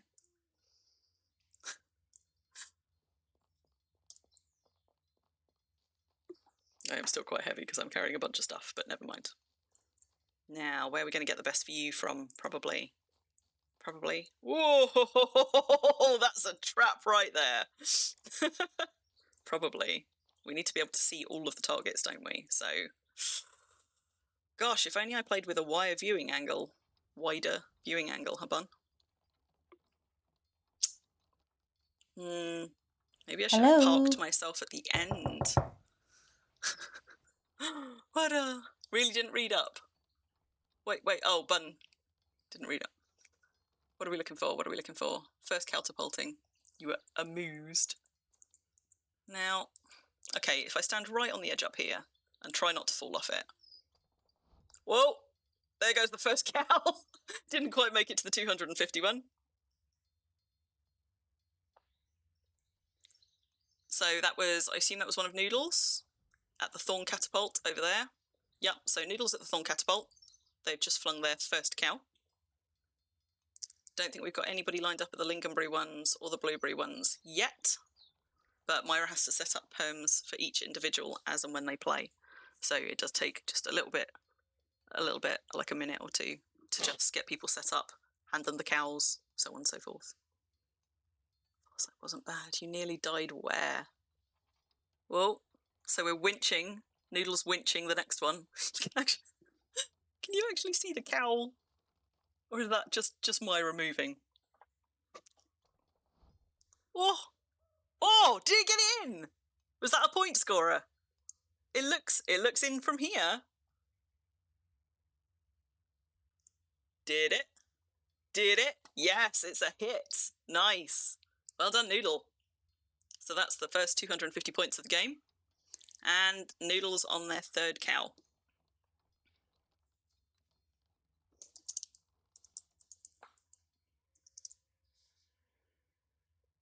Final attempt. So for anybody who's never done catapulting before, you can change the firing angle, and you can choose how many times you winch it, all of which affect the distance that it can potentially go. But of course, skill and RNG also play a part. Right, final one for Noodle, third cow. Holy crap! Whoa, look at it go! Oh, but it did not make it into the 500 point one. That was quite the arc, though.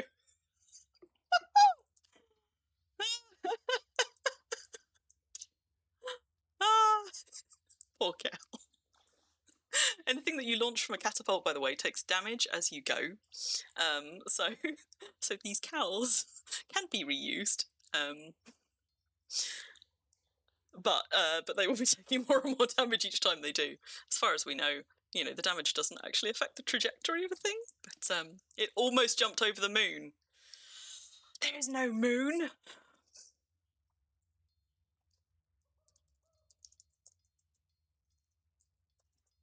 Right, so next up we've got Aliana.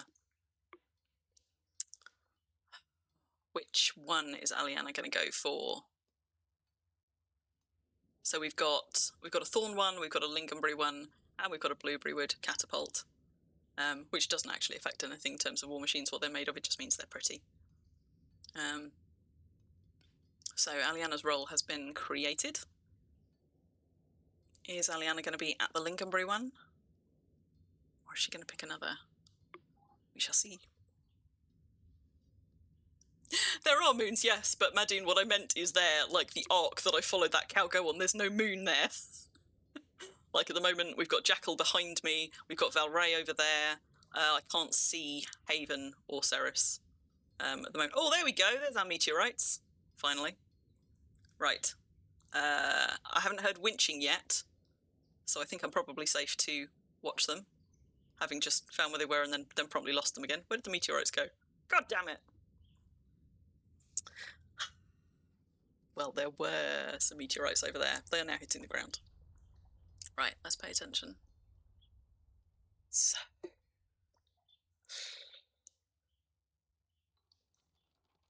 Which one is Aliana at?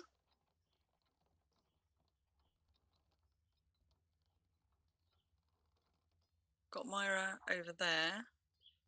Oh, where is she? Can anybody see which one she's at? Lingonberry. Cool. She's at the lingonberry catapult. Oh, yes, I can see it winching now. So, Aliana loading her first cow. Ready?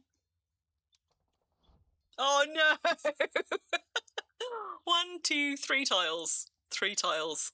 Bad luck on the first one.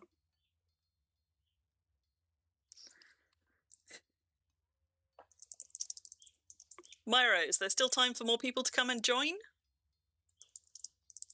I'm assuming that there is.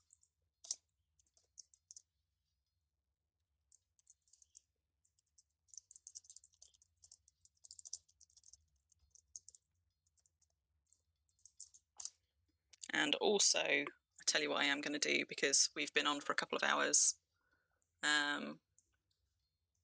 Let's just post.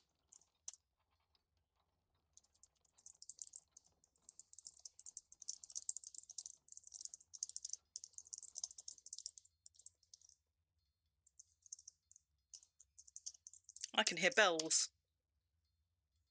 Oh, look. Raspberry and Ruffle and local. I heard those bells. I heard them. Right, second cow. Second cow about to be launched from the Lingonbury Wood Catapult in the middle.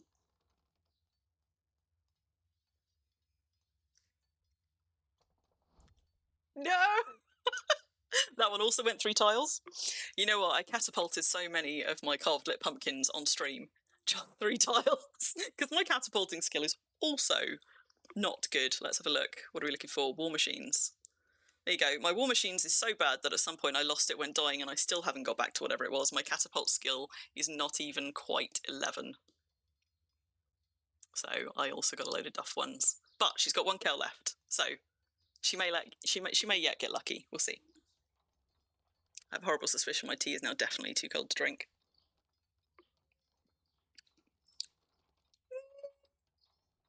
Nah, I'll take it. Oh, Noodle, you want a link? I just put one. Right, let's just do that one again. Let's go back up. Final cow winched. See how she does. Still winching. It is not even close, Madoon. The lovely Jake Rivers has gone and built me a nice trebuchet, because Jake has a lot of war machine skill, and he's left it on the edge of my deed on Exodus and named it the Blood Sands Destroyer 2000. Pointed it at Calvert's Arena for me and everything.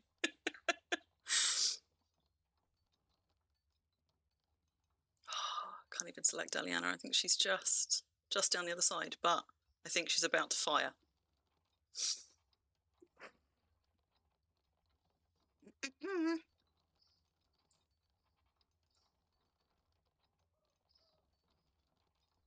No, don't. Keep being tempted to just respond to things in chat, but I need to have my my mouse active just in case somebody gets another super arc like Noodle just did. Left off soon. Hello to anybody else who's... Oh, no! Oh, bad luck, Aliana. Just make sure I'm spelling it right. I am.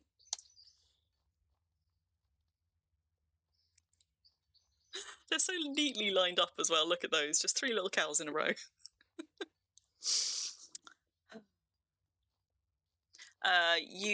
Tantail, was that doing 2 winches of 10? Because you winch, I think you can winch like 1 winch 5 or 10.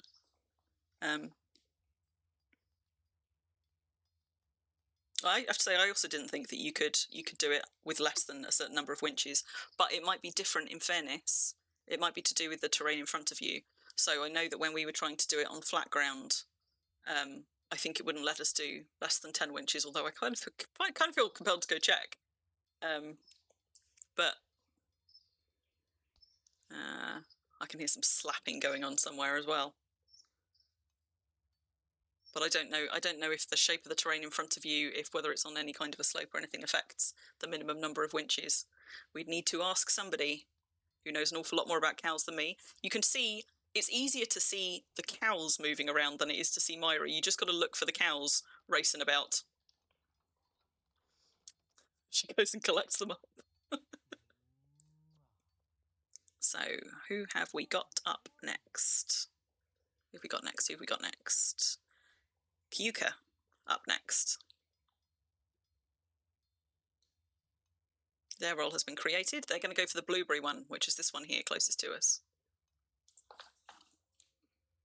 There's Myra running around with her cows, I assume. Yep. Because your armor is so dark, Myra, and because the cows are just so big, we just see a cow running around, like hovering on the ground, racing back and forth between the catapults as you carry them around, and I quite like that. Oh, Moomix. I mean, you'd be a long way off if you managed to accidentally hit me. I'd be impressed if you tried to shoot it in this direction and still hit me, though. I suppose what I could have done, what I could still do, actually, is go running around on the targets and see if I can get, like, a close-up view. Well, I'll tell you what, Moomix, if you're going to participate, when it's your turn, I will take myself down onto the range and we can get, you know, we can get a from a front lines view of flying cows from down there. Yeah. A close-up view of Moomix failing utterly to get a cow anywhere near me, probably, but we'll see. So, we've got Cuca up this time with their first cow, which they're just winching up in the blueberry catapult. They've got, for anybody who's just joining us, they've got 3 possible targets to hit. 250 points if they can get it in this pen, 500 if they can get it in this, 750 if they can get it in that. What? No. However, that's 1, 2, 3, 4, 5 tiles. 5 tiles. They need 7 to get the first one. So first one was a duff one, but that's okay because Cuca's got 2 more cows to shoot. So they're winching up a second one at the moment. I can hear it. And if I hover over it, can we see the winching on that one? I think we're not at the right angle. We got over here. Ah, there's Cherry over there. We move over just a little bit. Maybe we'll get a slightly better view on this one. Yeah, you can just about see the winch turning on the catapult there. Doesn't help that it's dark, mind, but at least it's not foggy.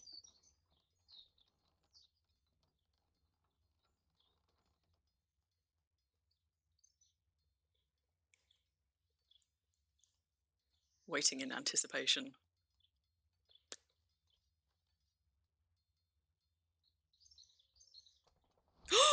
Holy shit! Wow, that was an overshot. Look at it go. Woohoo, let's try not to fall off the stairs. Oh my goodness, that's like what, 1, 2, 3.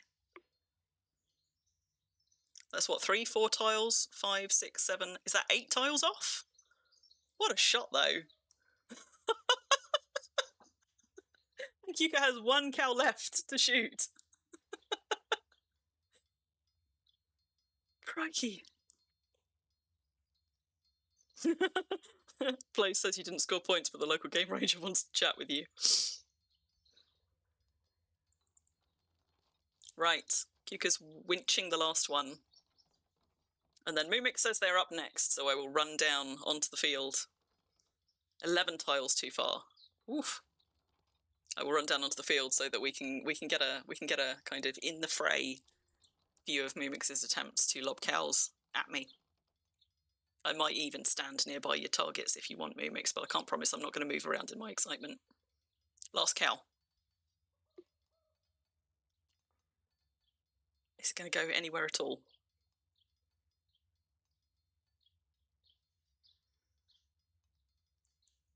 God, the anticipation's killing me. Whew. Go for the lingonberry one, Moomix. Nice and in the middle. So I can range around and get a good view even if you shoot off. Oh, come on. Come on. Last cow. Last cow. Well, it doesn't have to be the lingonberry one, but you asked. Maybe it'll be lucky for you. But yeah, lingonberry's my colour. I mean, I like all 3 of those archaeology wood colours in fairness, but obviously lingonberry's my favourite. Blood for the blood god. Holy, wow. God. Waited until I rested for just a moment. And that one has also overshot all the way to the tree. That might have hit the same tile as the last one.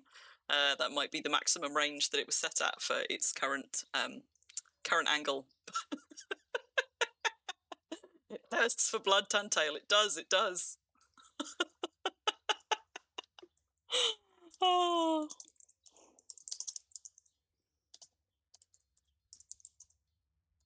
No points, but what a shot. Have I spelled Cuca right? Yes, I think I have. Right. Oh, only 10 tiles over this time, so it wasn't quite the same tile. It was one closer. So, Mimix is up next. I suppose I'd better move. You can almost hear the sigh in Myra's voice going, all right, Mimix, you're up. Right.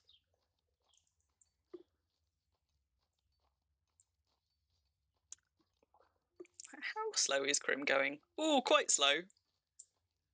Oh, look at this bird's eye view. And I'll tell you what else is we don't really need to hover over anything. Let's just let's turn my UI off entirely. I'm not going to stand behind that one because I want a good shot. And I'm going to stand slightly off centre. Because if it arcs straight towards me, when you shoot straight, all we're going to see is like cow cow. So I'm going to stand just slightly off so that we can actually see if it doesn't arc. And if it goes over my head, Mumix, if you manage to get it so far that it's all the way back over there, I'll try and follow the arc. If it looks like you're coming for me, I will be a good sport and I will try and run in the lane of the direction that you're lobbing it. How about that? So, Mumix is up, fourth one up, with the Lingonbury catapult in the middle at Flying Cows at the DRF for anybody who's joining us a bit later. Oh, Mumix!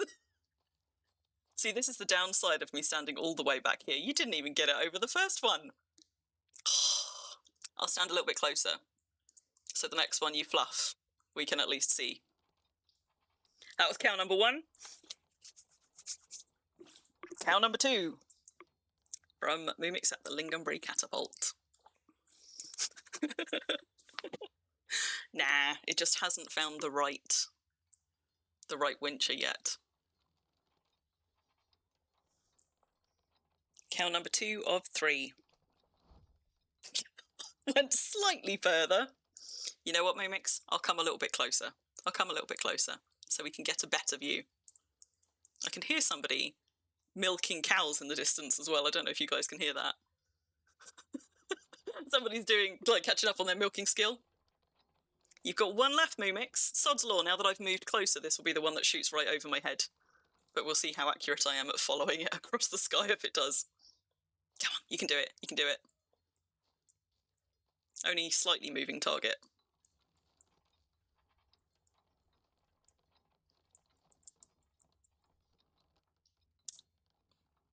Final cow for Mumix. Where's it going to go?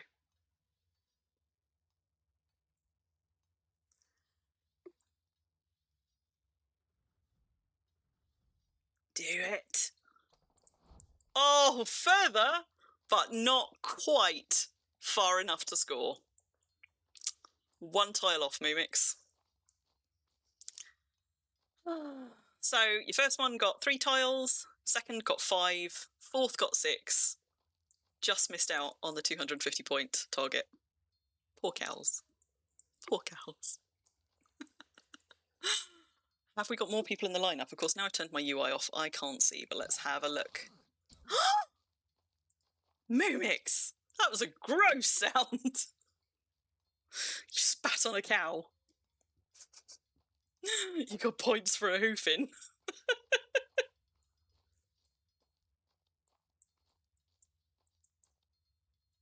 I mean, that's not even really a tail in.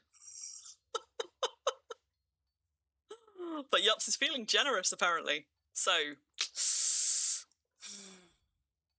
I wouldn't have scored it.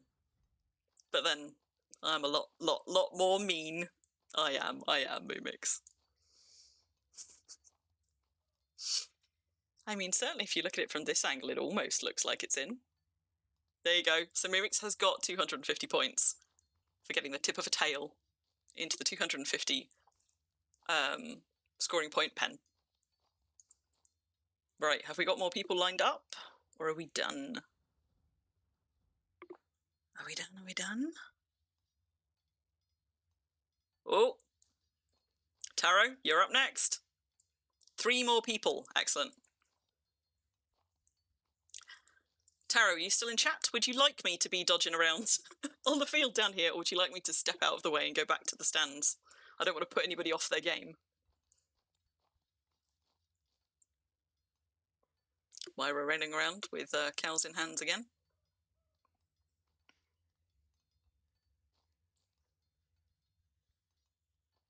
No, at least has popped a reminder up. If you've put yourself in a sermon slot, please try and be there on time.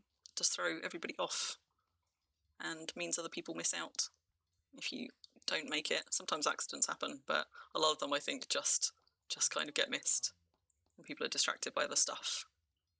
So, Taro, you're going for the blueberry wood catapult.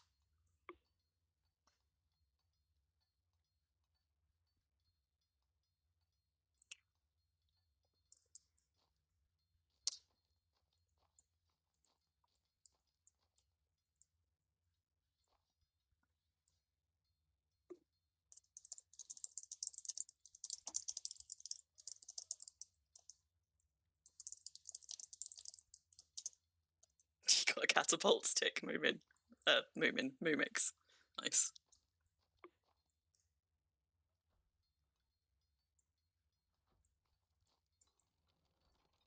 Taro's winching. I put the blueberry wood catapult on the end there.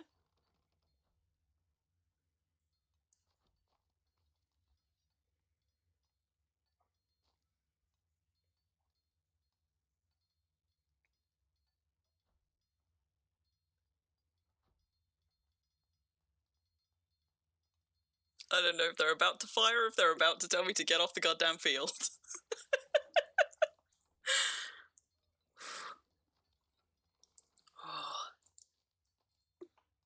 Let's turn the UI back off. Can still hear the winching. Oh, tell you what, if we're still winching, let's turn it back on just in case they respond in local. Move. Oh, no. First one shot, was it 2? 3 tiles? 2? Let's go and have a look. 3 tiles? Is that? It's okay. 2 more cows to go. Classic practice shot indeed, yups.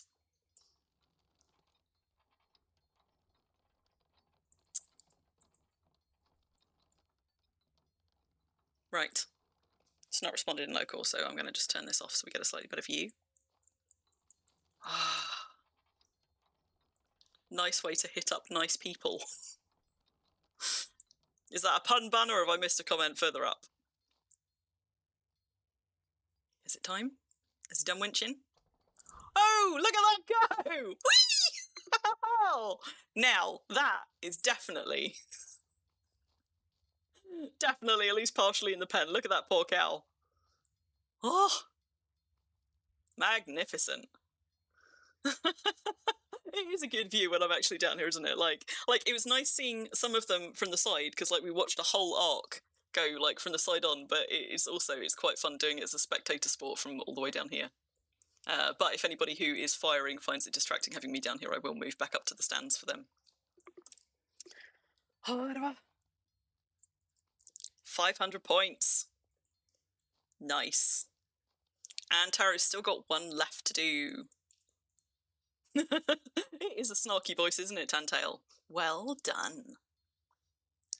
It just sounds kind of sassy. Right. Last one, being winched up. Got my UI back off again.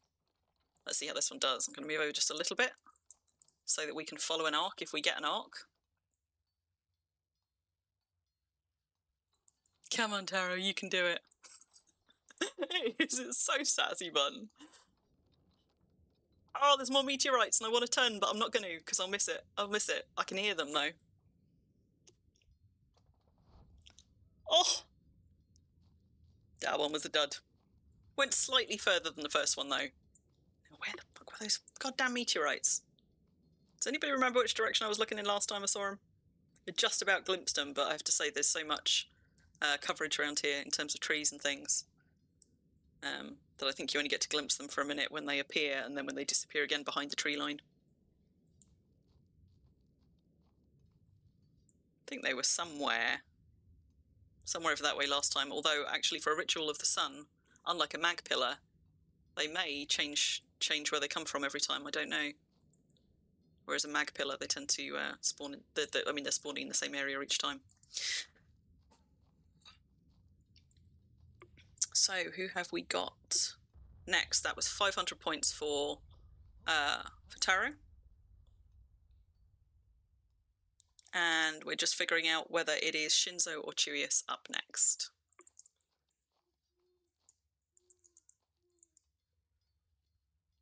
You love a hello too, Tantale. You just approaching the border. Just approaching the border. Okay, so Chiwius is up next.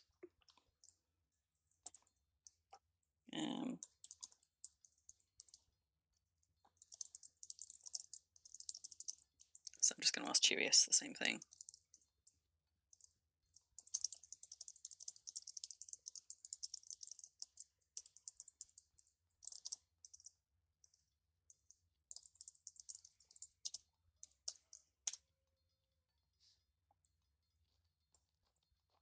So just telling Chiwius that we can move if they want us to.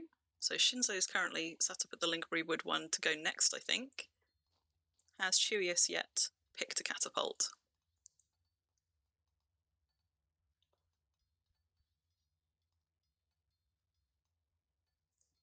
Chew is at the Lingonbury one at the moment. Okay. Yeah, indeed, there they are. Okay. Whether or not they'll stay at the Lingonbury one, we shall see. Myra's just collecting up corpses. What do you mean, my big face? Got a perfectly normal-sized face, thank you very much.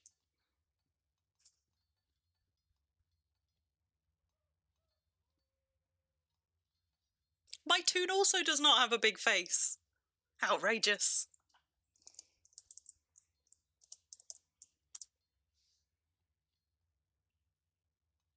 All sass all the time from Mumix.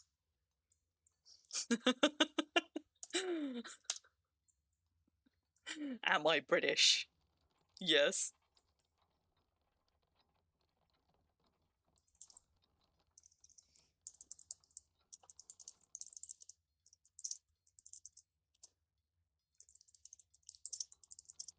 Okay, Chiwius has started winching.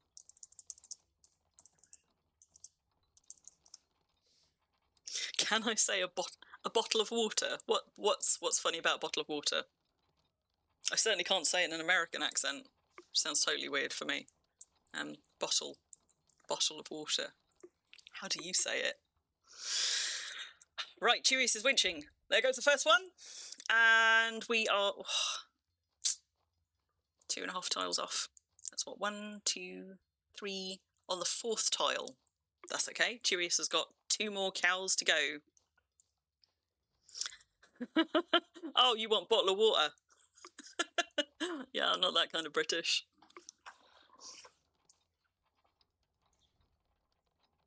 Britain's got so many regional accents, quite aside from the sort of the, I don't know, what you might call like Queen's English or RP neutral, which is sort of what I've got, the kind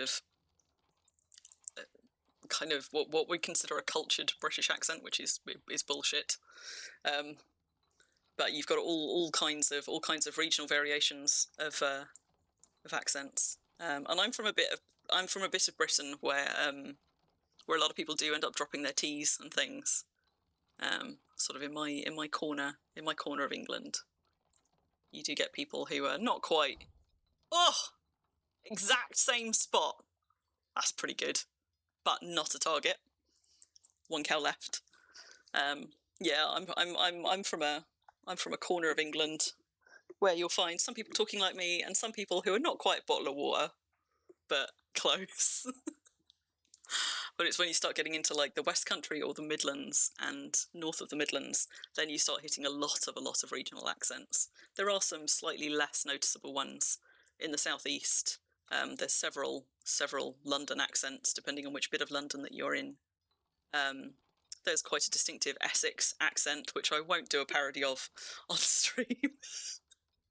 Despite the fact that my parents grew up in Essex, so I sort of get to, but I'm not going to.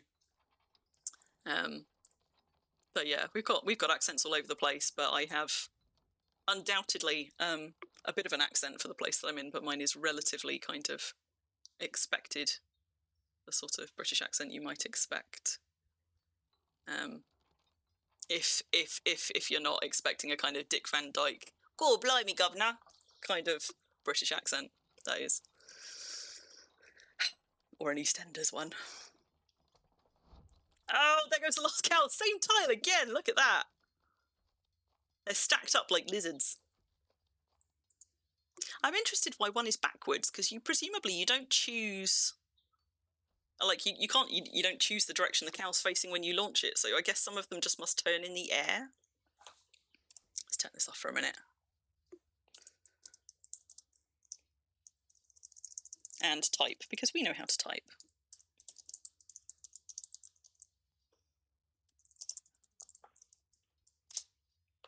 Bad luck, but nice stacking.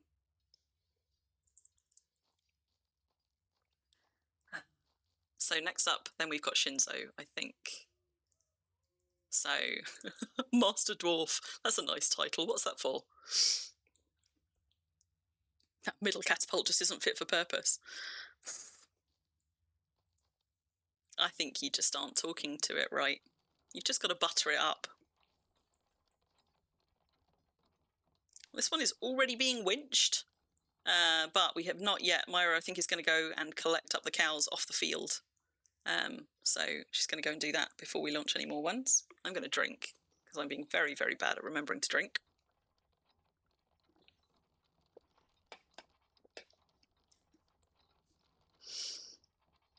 As you'd expect from an Aussie, I also follow county cricket. Oh yeah, Somerset accent's a good one. What? Did they actually launch anything, or was that a test one from Shinzo? That was a test one, right?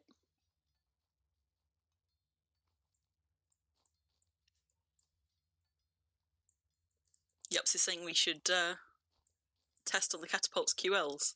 I don't think Shinzo had loaded a cow, had they? I don't think... Oh, has Myra already got it? Did we miss it? Did it launch? Did I miss it? Oh, so sorry, guys. Well, there we go. Right. So, first one has gone 3 tiles. I think it was just a test launch, but I don't know. Shinzo seems to think that they launched something. So that was the first cow Myra has confirmed. So Shinzo's on their second cow now. Let's turn the UI back off.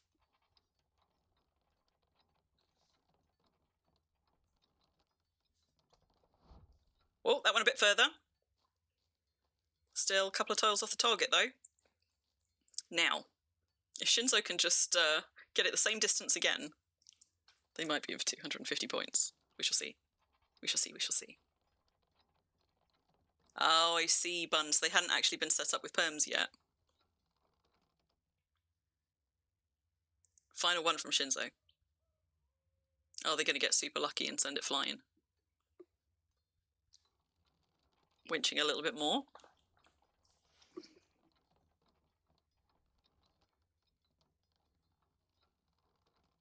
Oh, the anticipation. It's when they stop winching. Whoa, crap! It's when they stop winching, and then I'm kind of like waiting, being like, are they going to go yet? Are they going to go yet? They always catch me off guard. My prediction was right, though. Look at that. That was like, after those 2 little ones, that was a massive arc. I only caught half of it. So what are we? 1, 2, 3, 4, 5. God, I'm so slow not on my horse. 6, 7, 8 tiles away from the 1,000 point target. Look at that distance, though. See, now I could go and get my horse, but I don't want somebody catapulting something at my horse and that throwing them off. Also,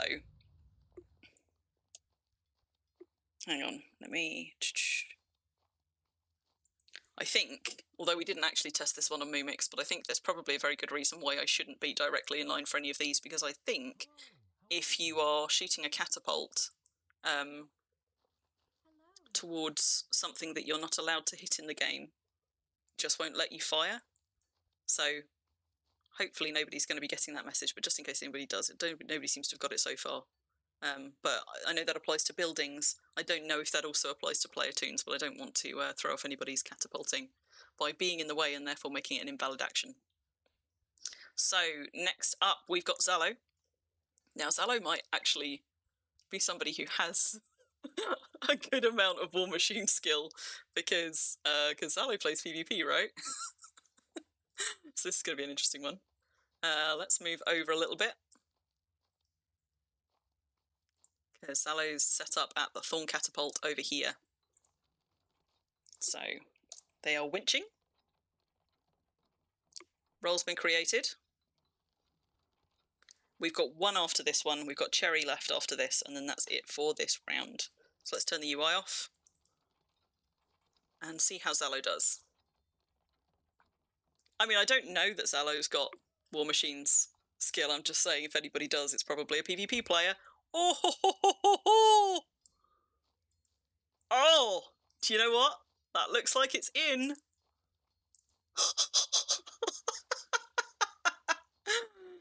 Oh my goodness. Wow. You flirting with my horse, Moomix? Don't you flirt with my horse? Poor horse. Right, okay. I think we need to be, do we want to be back here to see where it lands, or do we prefer to, like, watch the arc through the air? Because I think that Zalo's probably going to have a pretty good shot of hitting that spot every time. We'll find out. Oh! Did he just shoot two at once? I swear that looked like two cows. That wasn't just me, right? I looked like a pair of cows when it was flying through the air. However, Zalo has overshot by 2 tiles. It does only appear to be one, unless they've landed on the exact same spot, which is possible. But Zalo's winching again. Oh my goodness, there goes the next one. I think that one, was that a direct shot? Are there 2 cows there? Wait, where did it go? Yes, it did, look at that. Exact same spot. Very, very nicely done.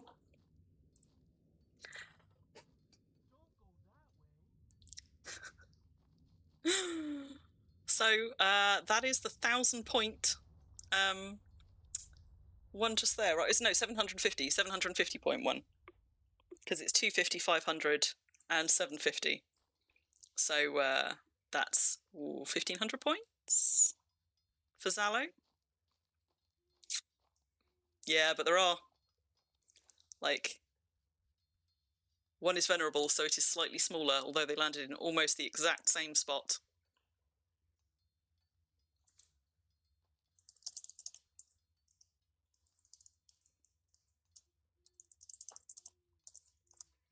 And last person to play, we've got Cherry. Now, which catapult? Which catapult? Willow is not unreasonably asking Zalo's catapulting skill, which is 71. So, which of them are we going to have Cherry at? Does anybody see which one she's picked? Yeah, it is 2 bun. It's definitely 2 there. I mean, I saw it land as well. It just took me a minute to find where it had selected. Oh, Tantail. No, you can't lead them across borders, unfortunately. It looks like Cherry is going for the Blueberry Wood Catapult over here. You can't lead them across borders, but it isn't lost to the void. If you cross back over before, I suppose you're now almost at deed. If you can figure out where you crossed, or at least cross broadly back to the same kind of place. If you're coming from Xanadu, I can't remember if you're Tantail, it gets more tricky, because obviously their border is much bigger than ours. But if you sail back over, then the trick is to just... Oh, Cherry's carrying too much to carry a cow. Oh dear. The trick is to cross back over and just scoot along the border, or if it's one that you've got branded or cared for on that server, you can use Get Direction from the Manage Animals menu to try and find it. Yes, it is tricky to get it away, but it is doable. What you want to do is you want to moor your boat a few tiles away from where they are, because you can lead them from a tile or two away. You just got to be really, really careful. And if you can't do that, you can get a GM to help. But also they will swim a bit sometimes. So, right, Cherry started winching. Let's get a little bit closer. So if it's a shorter arc, we can see it, and if it's a bigger one, I will just swoop through the sky. This is more fun than I expected it to be, you know. Although I don't know why I didn't expect it to be brilliant, because catapulting is always fun. Right, UI off. Cherry is about to shoot her first cow. Oh, little one! She got the 3 tiles, which I think might be the minimum. Has anybody managed to get it just 2? I don't know that anybody's got it on the path. Yeah, it probably is that bun. It's probably all of the dying cow sounds first, and then all of the cow corpses afterwards. But the catapulting bit is still super, super fun. I don't mind the catapulting corpses. I'm just sad that they have to first be killed. It's just not practical to go collecting up corpses and then preserving them long enough for to use it in an event. Cherry's winching her second cow at the blueberry wood catapult.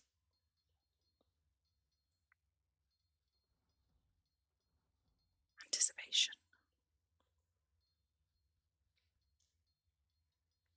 Do it. Whee! Oh, always the exact same spot as the first one. Okay, another dud. She's still got one more chance though.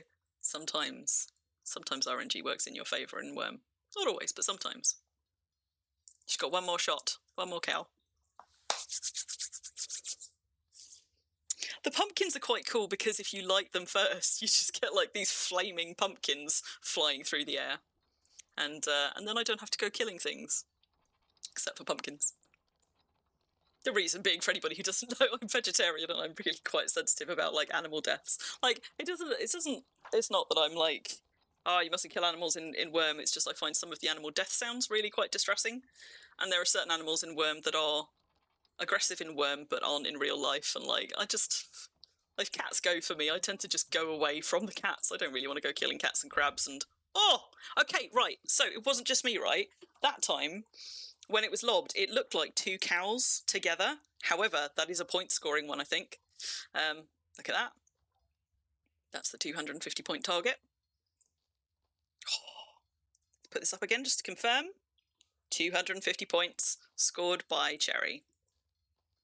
Very nice. Is it going to let me emote over a fence? Well, yes, it is.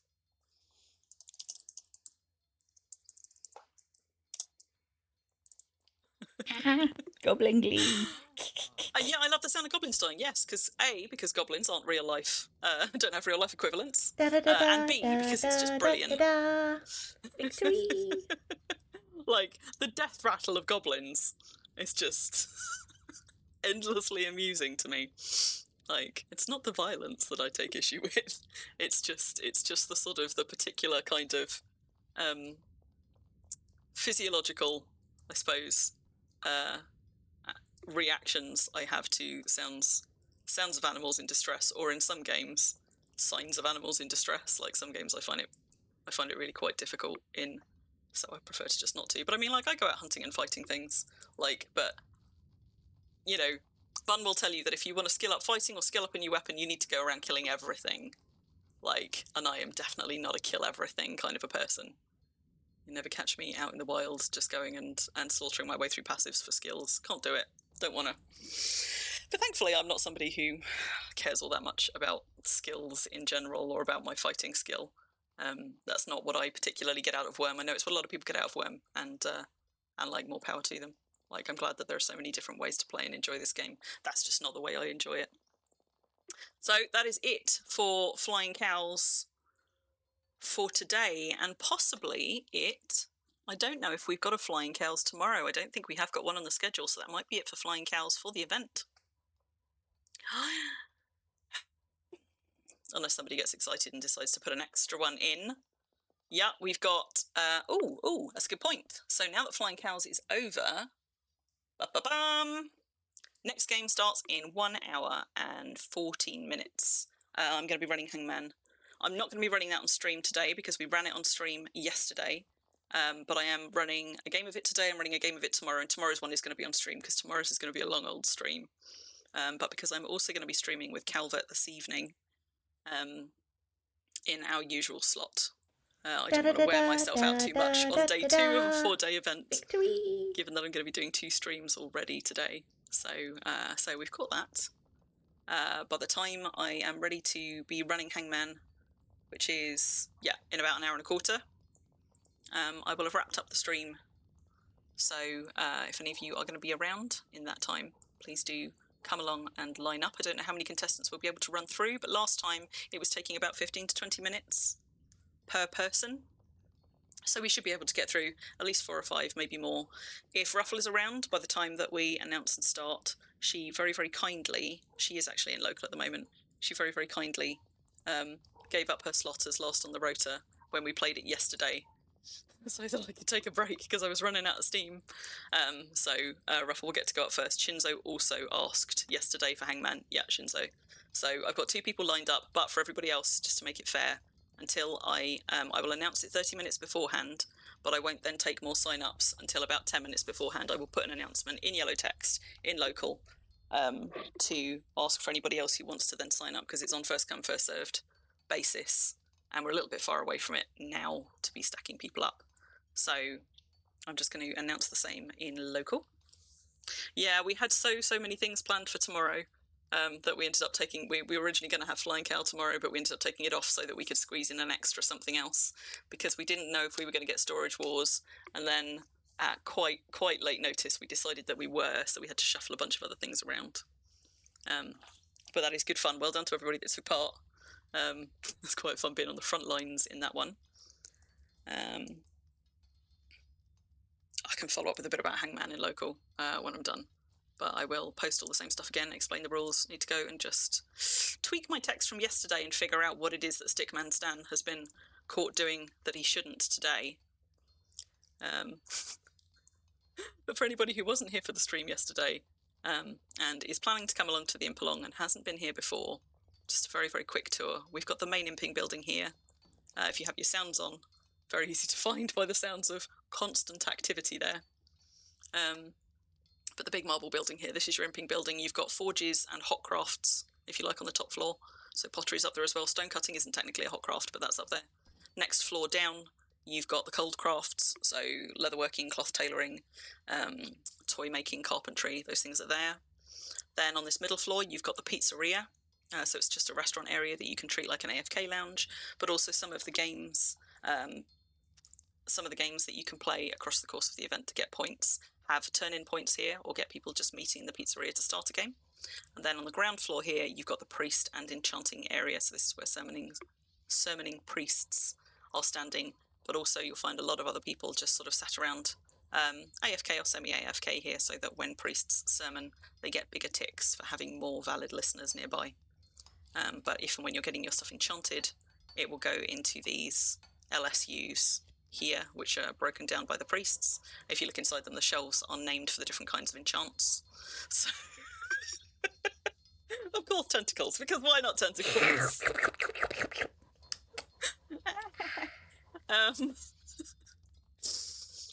Make sure when you're dropping your things off to enchant that you have your toon's name on them and the thing that you want them enchanted with, just the letters, because several of those shelves are for 2 or 3 different kinds of enchants. When you're dropping your stuff in for imping, you just need to make sure that you have your full toon's name on it. Hello, Fairy. Well, yes, Zalo got the most points with the cow catapulting. Yes, Zalo managed to get 2 hits at the furthest target, which was a 750 point target. So Zalo came away from that one with 1,500 points, which was pretty impressive. Pretty sure Zalo also had the most catapulting skill by some margin in that one, though. We don't actually know the catapulting skill of the others, but most PvE players, in my experience, do not have a whole lot. So that is the main imping building there. Just opposite it, we've got a hotel. All of the beds are free. You don't have to have a room assigned. So you can go and hop in a bed and get sleep bonus while you're here if you want to. There is also a campground off-site, so you can drop a tent down, particularly if you're going to be fighting in the arena. and want to make sure that you've got a respawn point in case the worst happens. But you don't need to use the campground and a sleeping roll to get your sleep bonus back. You can just grab any of the beds here that doesn't already have a warm body in it. Storage Wars, which is happening tomorrow on Saturday evening, and we will be streaming it, is going to be happening over here in these Storage Wars lockers. We've got the arena just beside me, which you can't have failed to notice, particularly if you were here earlier in the stream. We started streaming with an arena fight in full progress. And then over this side, just tucked behind the storage building, we've got a dairy making station over here. So you can come and milk cows for skill, groom cows and donkeys and things for skill if you want, over at the dairy. Free items here if you've turned up without some stuff that you meant to bring, or if you're a newish player or something and don't yet have all of the items. Some free items there for people to take. Hangman, which we are running in now 1 hour and 8 minutes, happens in the game hall over here. And there's another game that's going to be held in here at some point on the weekend, and that's Myra's 0 to 100, which is also a new game to the Impalong this year. That's happening this evening, a few hours after Hangman, and it's also happening tomorrow afternoon. If you're on EU time, I realise that might have thrown some people off if you're in a completely different time zone to me, but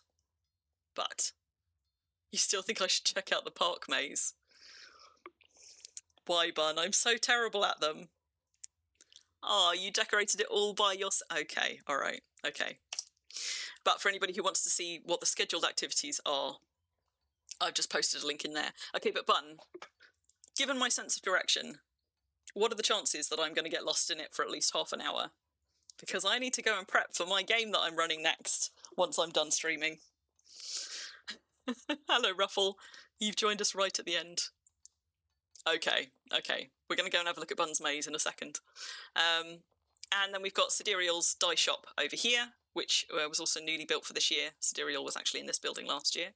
So if and when you see Sidereal in local, you can come and have a peruse of Sid's dyes and pick her brains for knowledge about dyeing things in Wurm. And although this might look like a perimeter, it's actually not. The deed stretches back this way a little bit.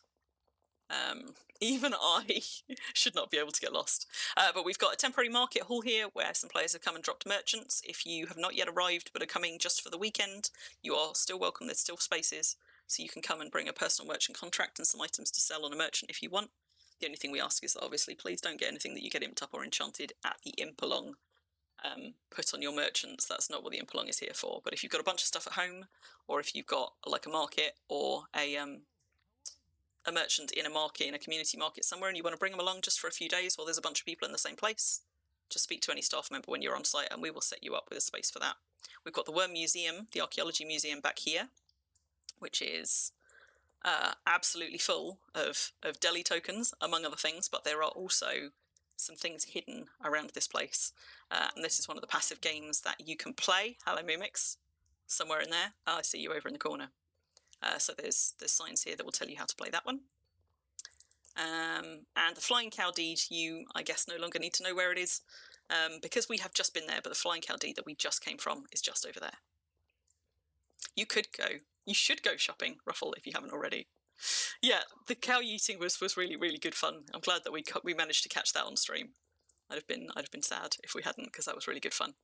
So, Bun's Maze. Bun, can I just go in anywhere? There are several ways in, and every time I'm on, I come running up to it on stream thinking it's one of the gates back into the main DRF site, I keep being like, whoop, no.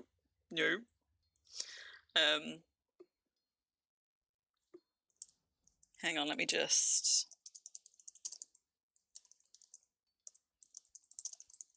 They're looking for a humid drizzle back in the building, and I have actually got Eshri online, so if there isn't a folk priest already in the building, I'll just run her over and drizzle them. I can go in anywhere, but not all lead to the centre. Alright. Is this somewhere that I probably don't want to take my horse? Trouble is I'm a bit slow without my horse. Am I going to be able to see too much on my horse? Ah, no, that's not bad, that's not bad. Right, Ruffle's there, Ruffle can do it. Brilliant, thank you. So, this is Bun's Maze that Bun decorated himself. Let's go and have a look. With a billion flower pots. Look at all those flower pots. I like that they're in different colours as well.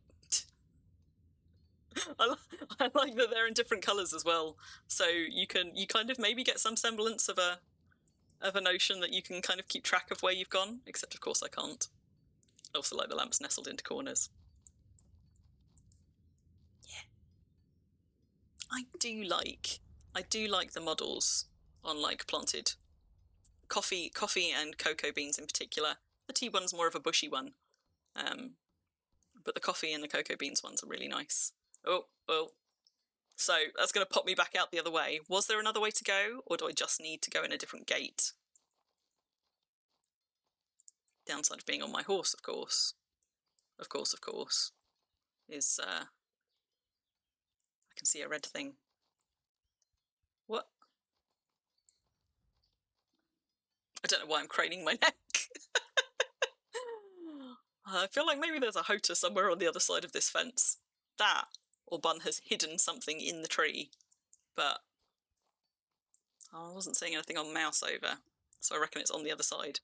So we could have gone that way.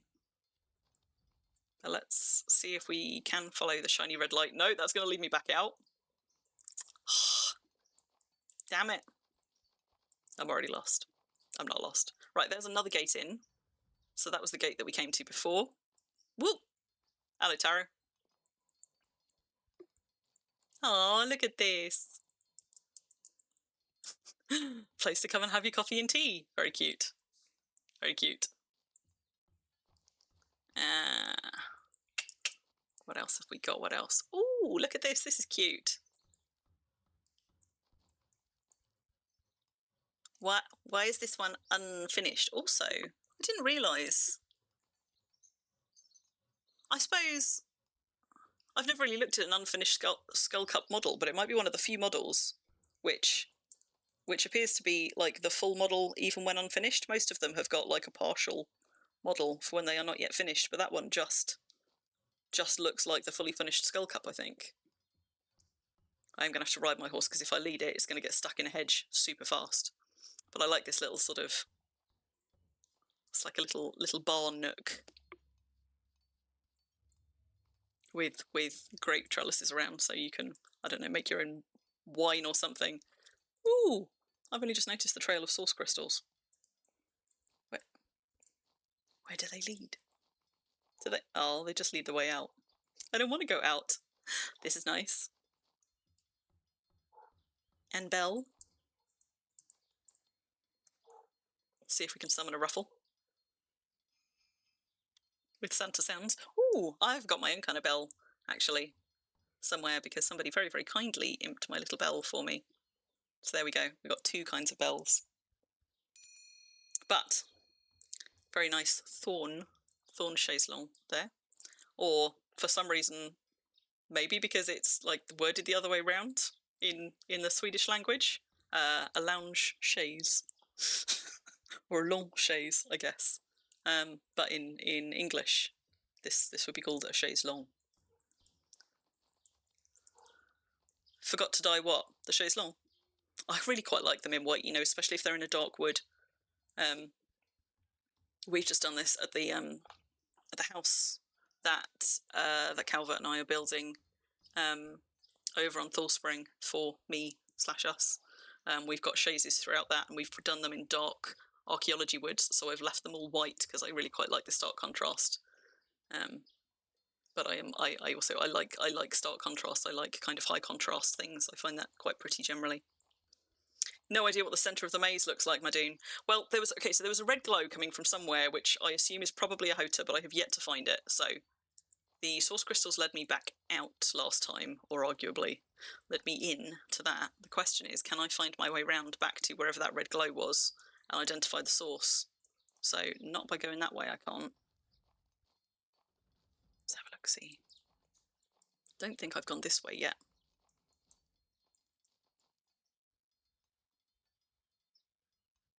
Nope, nothing.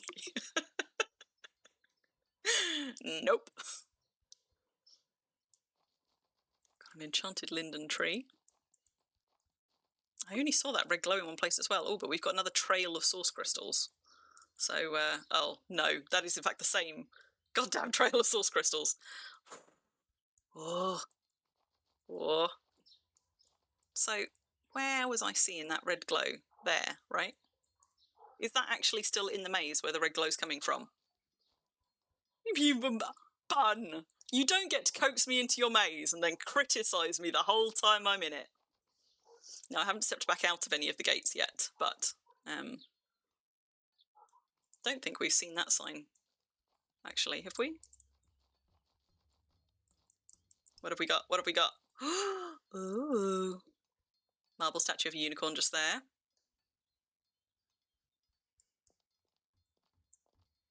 What's on the table? Hello, how are you? Hello, Taro. I'm still seeing the red glow off something, though. Is the red glow tucked into one of these? Is it just... Oh, she's right there. You are indeed at the source of the red glow in the maze. We found our Hota. Is this the centre of the maze, Bun? It feels off-centre to me. But as we know, my sense of direction is very, very poor. So, look at all those nice blue flowers as well. She is a good model. It is indeed the centre. Nice. And I like these flower fountains as well. That's the thing I've done in a couple of places, and I've seen other people do in a couple of places. Ooh, you got pink dotted ones here too. Nice, nice, nice.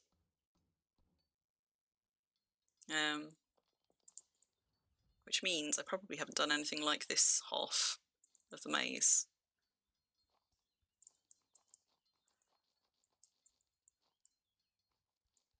Nah, it probably doesn't, Madoon. It just needs I could have sworn I just heard somebody killing a cat. In-game, obviously. Strange women, yeah. Strange women carrying swords, not a good basis for the centre of a maze. Very good, Taro. I am, however, now hitting dead ends every way I go. So, did I already go here? I get turned around so easy. So easy. Which is why it's always hilarious when I decide to do a maze on stream. And that time that on Calvert's stream, like a few weeks back. Ooh, I hadn't seen this one before. You got a Totoro.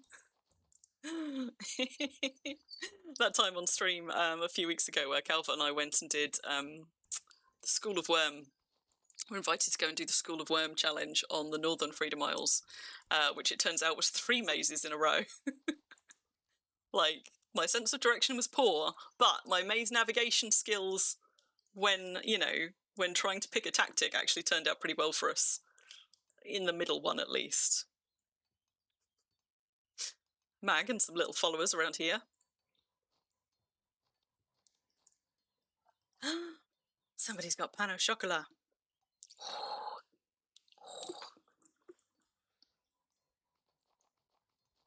So, have I done the bit over there?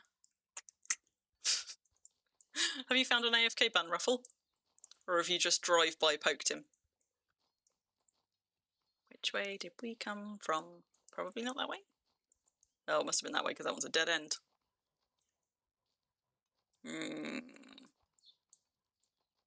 Have I done it all now, Bun? Is there more that I'm missing? I don't even know. No, we've been that way.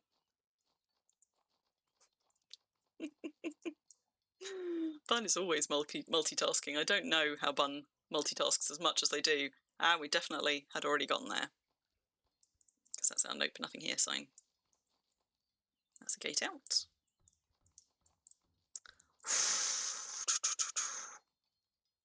Think I might have now done like all of it or most of it at least. Now that I've done this side.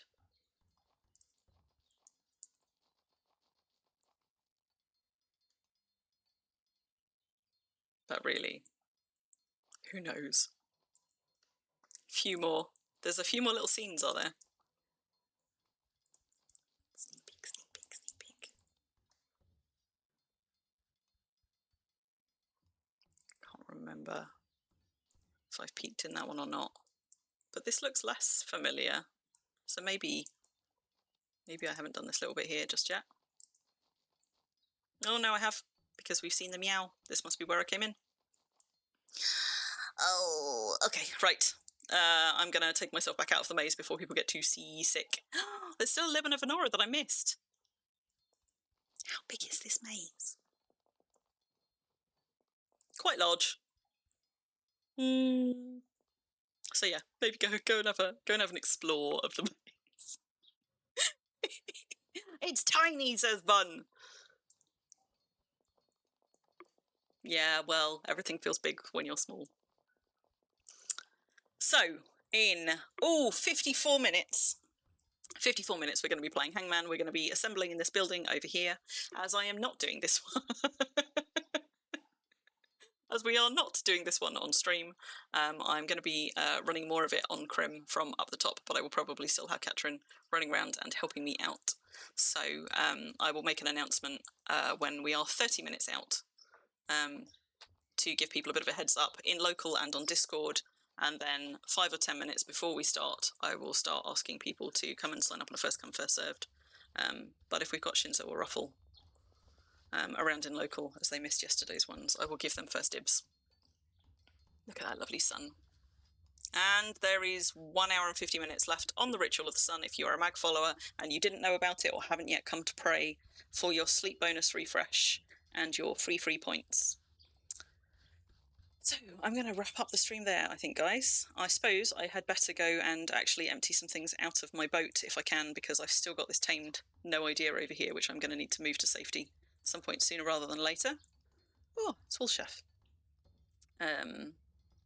Probably not going to get that loaded, but I might at least be able to get one of the other boats home and the creatures emptied out of it before Hangman starts. You never know. This is why I bring 3 boats normally. 2 is just never enough. Yes, please, Ruffle. Yeah, cool.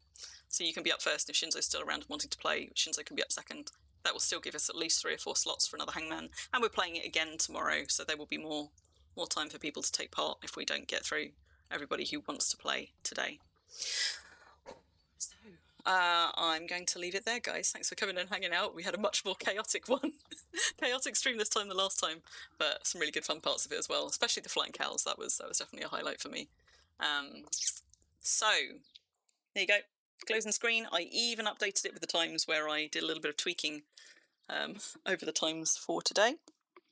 I'm going to be streaming again on Calvert's channel with him this evening in our usual time slot, which is about 11 PM for server time, 10 PM our time. We might manage to start a little bit earlier, I don't know, but usually it's about that time. And I will be streaming again tomorrow for a longer one in my usual slot. And ooh. Oh, Zalo. It's because it's immortal. I will be streaming again in my usual slot tomorrow, but I will be starting a little bit earlier than usual, so I normally start between 8 and 9 my time. I'm planning to try and start from 7 tomorrow, in order to get as much as I can packed into that stream, including running some games on stream.